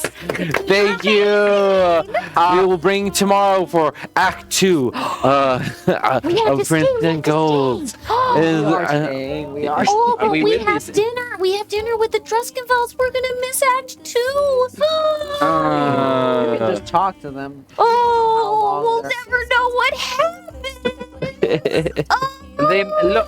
And as they all bow down and Maybe they the- shuffle off in behind. Maybe the they have an backstage Act 3. Maybe they'll do a recap then. Oh, recap, I guess. Okay. As long as all the really good musical numbers are in the last act, Sure. Yeah, that's exactly how it is. They never leave the best number of the show to right before intermission. That's not how it works. Don't Yeah. worry. things. What did the group of you do as you continue? Do you stay in the restaurant, or you head to your rooms for a night's rest? I'm gonna go Or upstairs. as you are getting close to it was the evening hour, and it is going towards the midnight hour. As things dying down, you see people heading out. The man in the wheelchair with you see the man with the papers kind of shuffle his papers together with the glasses as he shovels up and says bye to his friend as the guy in the wheelchair heads off. But you see the man heads up to one of the rooms in upstairs. Wonderful. What do you do as you see the group of what is it, farmhands it looks like, and the man with the flat back cap kind of gives you a nod. I give him a nod back and raise a glass to him. I think he's flirting with you. I roll inside to see if he's flirting with me. You'll see. Little one, you'll see if I'm flirting. You'll actually see if I'm flirting. He gives you a little wink as he hears you use that. I think he's flirting with me. 24. Is he flirting with anyone? He's not flirting with anyone. Okay. But he seems Irish and just very, Yeah. Charismatic. very charismatic and stuff. As he seems to be. What do you roll? It was insight, right? Yes, 24. But you see, he seems with the 24. You will see that he seems to be there's all the group that he's with are farm hands, people that deal with the farming equipment and stuff. Real blue collar, yeah. Blue collar. But he seems to be kind of like not necessarily, but like someone the blue collar respect as like a leader-esque. Yes. All right. He's not flirting with you. I suppose not, Folly. No. And yeah, you see him tap on one of the farmer hands' asses. You suppose not. Maybe it gets lonely out in the fields. Who knows? They have to do something to pass the time. All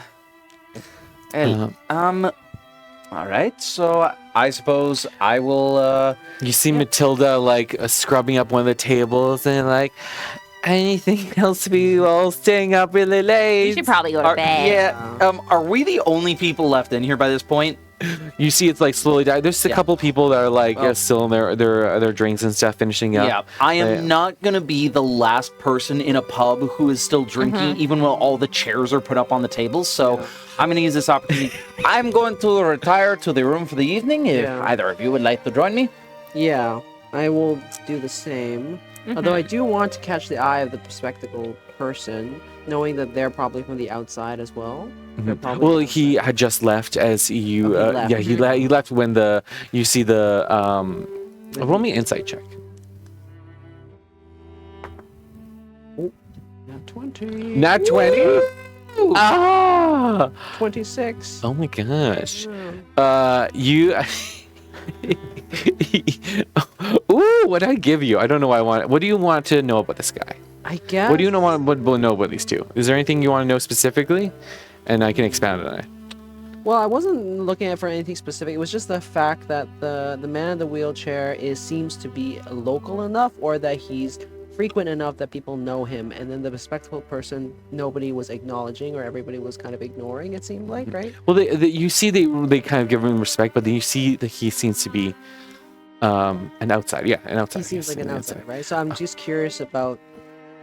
I guess I'm just curious about who he is, or Who he is. like why Yeah. why do people come here? I guess in general, like, why do outsiders come? This, here? yeah, it looks like this place caters to the whole town and stuff as like the kind of social center and stuff. So all variety of people come here, but you would see like with your nat 20, with your eyes and stuff, you would see that he looks his paper. You see one of the papers flips off the guy that with the nat 20. I'm gonna say I'm gonna have a scene happen before he leaves. Okay. As one of because the doors to the rooms are past your place, past where you go. You see one of the papers. He shuffles his papers, kind of gives a quick nod to the guy in the wheelchair. As you look at with the nat 20, you can see the guy in the wheelchair kind of like looks longingly at the guy with the glasses. But the glasses guy seems to be too busy with whatever he's doing, and he seems to be shuffling these papers as like, oh gosh, I'll see you later. Take care. As you see, he shovels off. As next, see you tomorrow.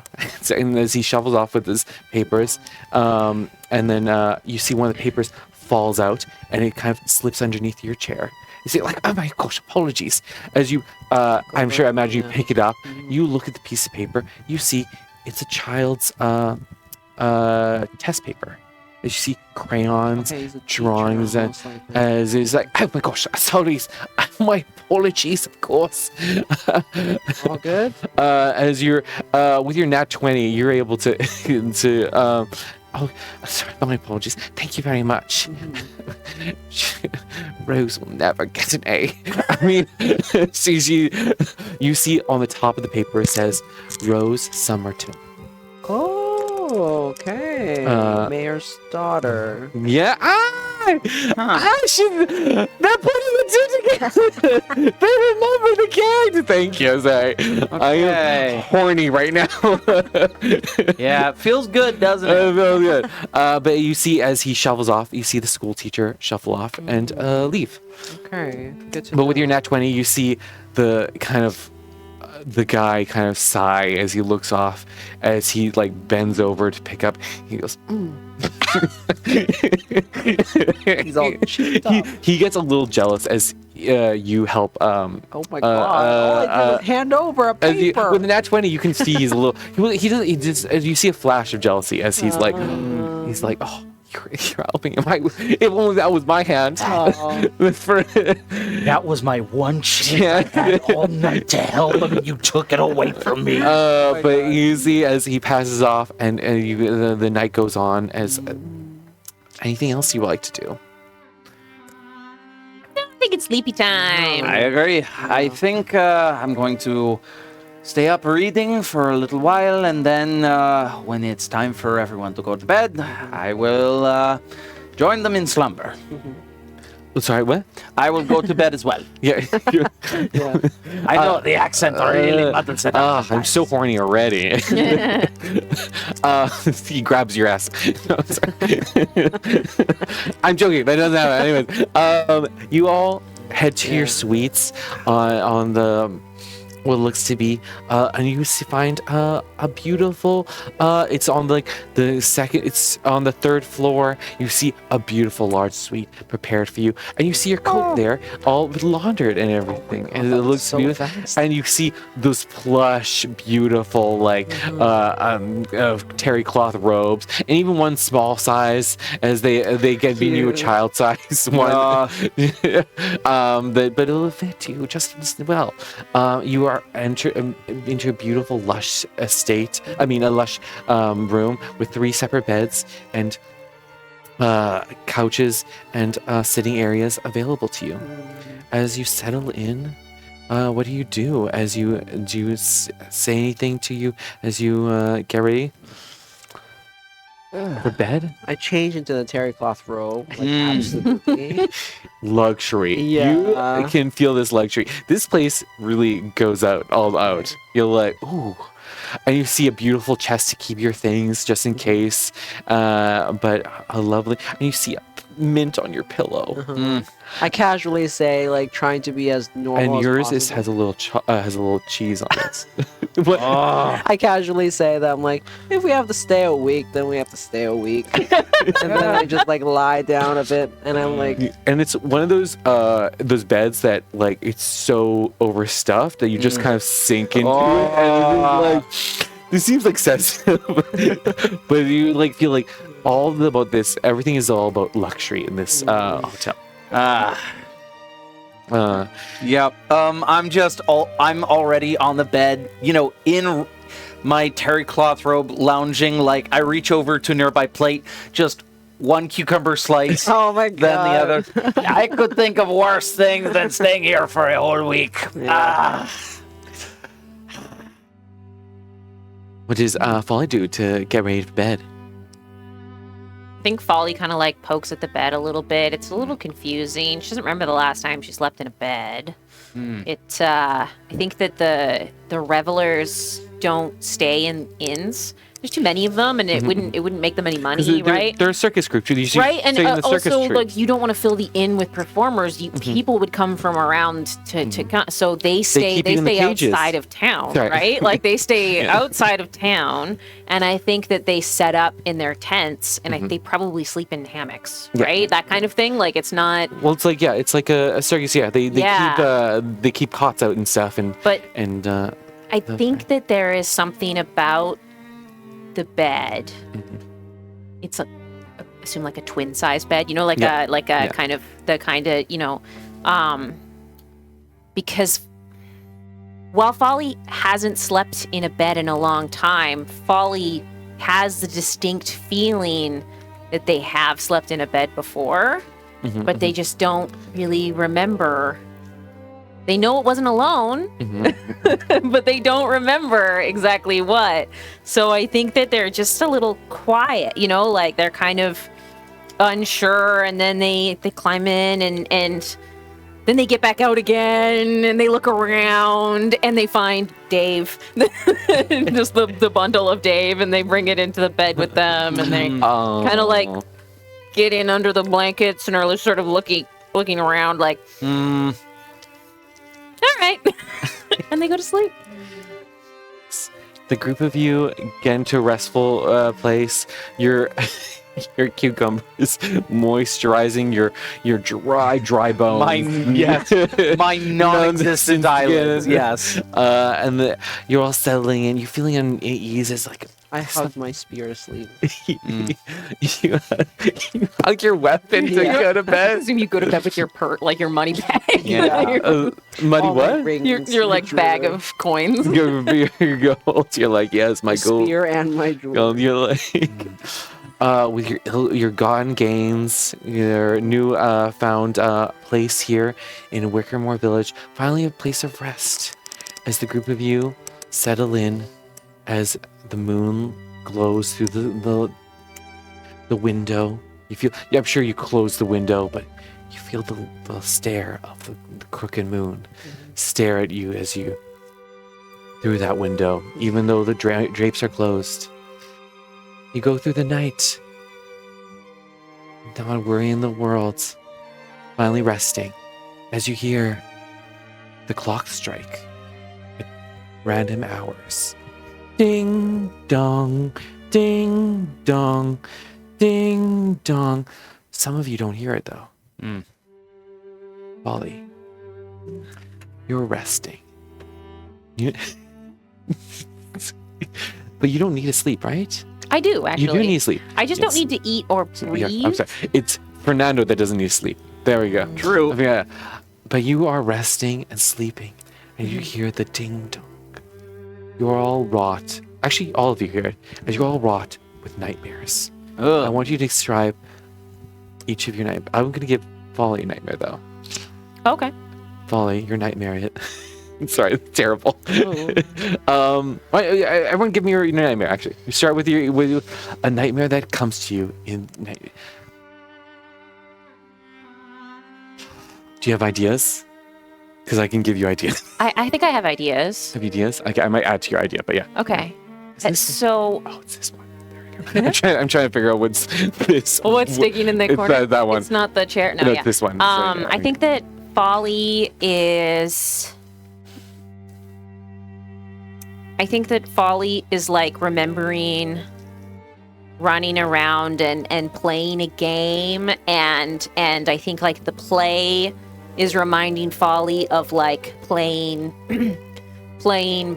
princes and princesses and things like that, like little games, and then they climb into bed and they remember being held.